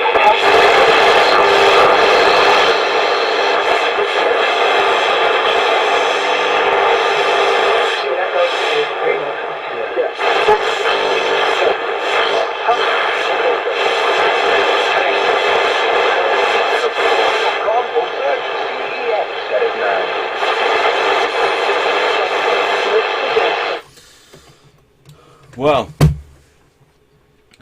there's a lot of stations on there tonight.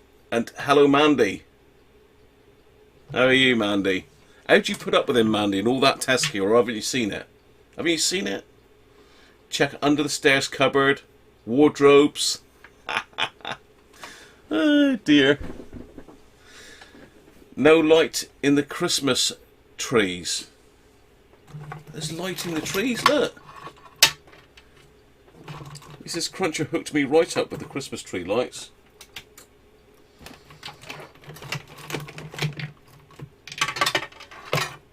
There you go. That's a bit more Christmassy, isn't it? It's a bit more Christmassy now, look. There. How's that?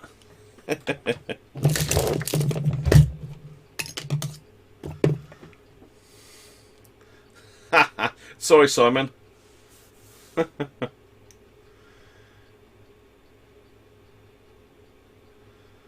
Back of the toilet. Yeah, check the cistern. Polythene bag in the cistern. It's, you know. Oh dear.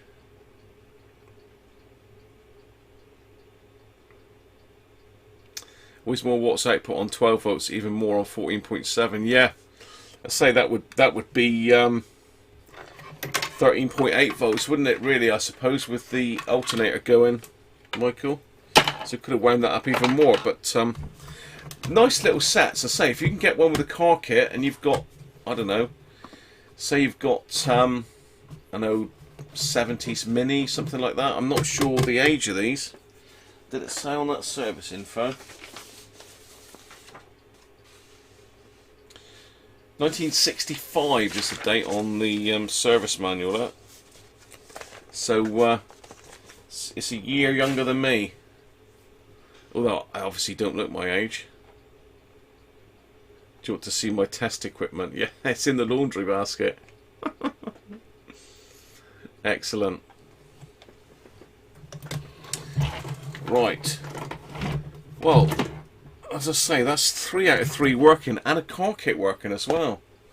Can't go wrong with that. So it's time. It's time, people, for the next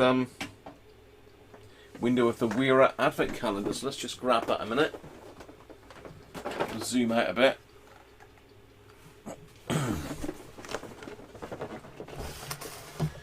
Get the monster calendar in. Just get the camera focused on it a minute. Wee, too much. Let's go up.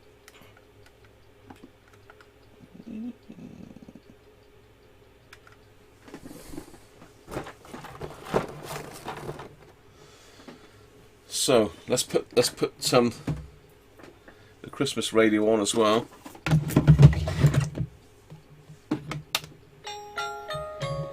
Just a bit of Christmas music for you.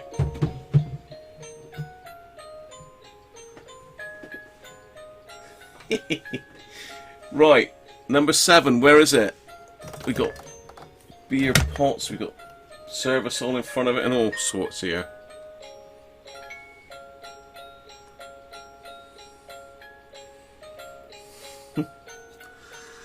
God, Theo, you're a calendar spotter, aren't you? Theo is the Advent spotter. So it's up here, Theo, yeah? It's up top corner.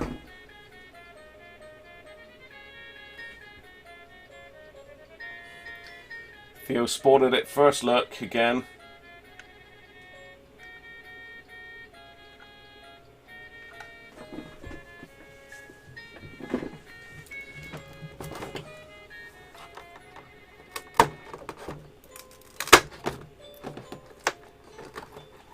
What's it going to be then? Drum roll.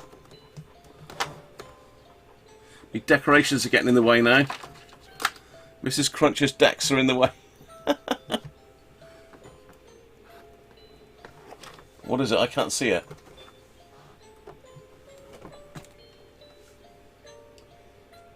It's another bit. It's a blue bit.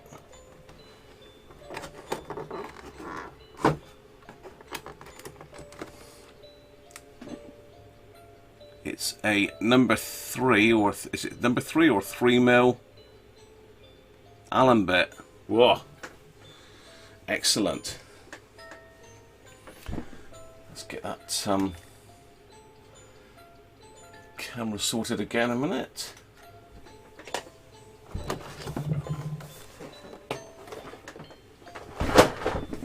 Oh, just shook them all up then.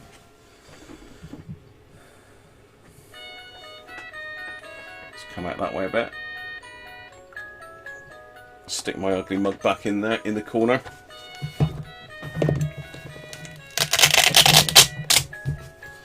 So we're getting a bit of a collection now. Let's stick that one over there. Not forgetting the all-important Wera bottle opener. I'm sure it's not supposed to go in there, but it sort of seems to fit.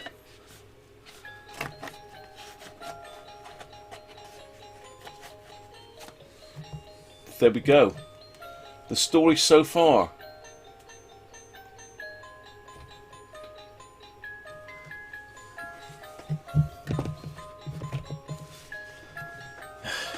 Camera's still not adjusted right, but there you go.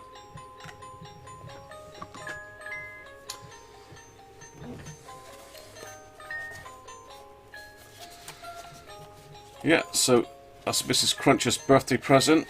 Another day opened.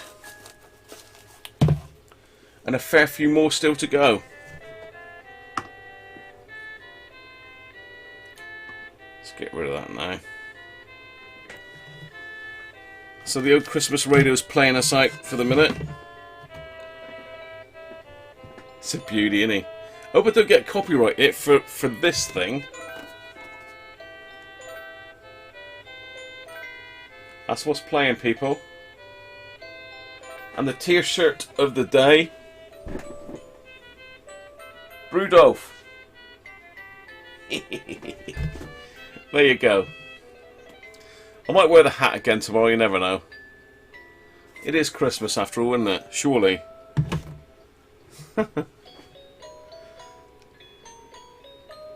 No chocolate. Used to collect speeding tickets. Torx T10. Gary, you were just slightly behind there, Gary. Slightly behind, mate. I'll have to do some microphone experiments tomorrow. I want to see if I can get the lapel mic working again. Anyway, people, that's it for today. Don't forget, give me a thumbs up if you liked it. Comments down below if you would. If you want to support the channel, go to my homepage and there's a link for PayPal in there. Patreon as well. Patreon is still up and running. Still got quite a few patrons in there. So if you want to join our little group on Patreon, then please do. I will be putting some Patreon only videos up in the new year. They will eventually get onto YouTube, but patrons do get like a sneak preview of it a week or so beforehand. So cheers everybody. I'll shut this up. I'll mute the microphone and we'll play out to my little outro video. Bye for now. See you tomorrow. Have a good one.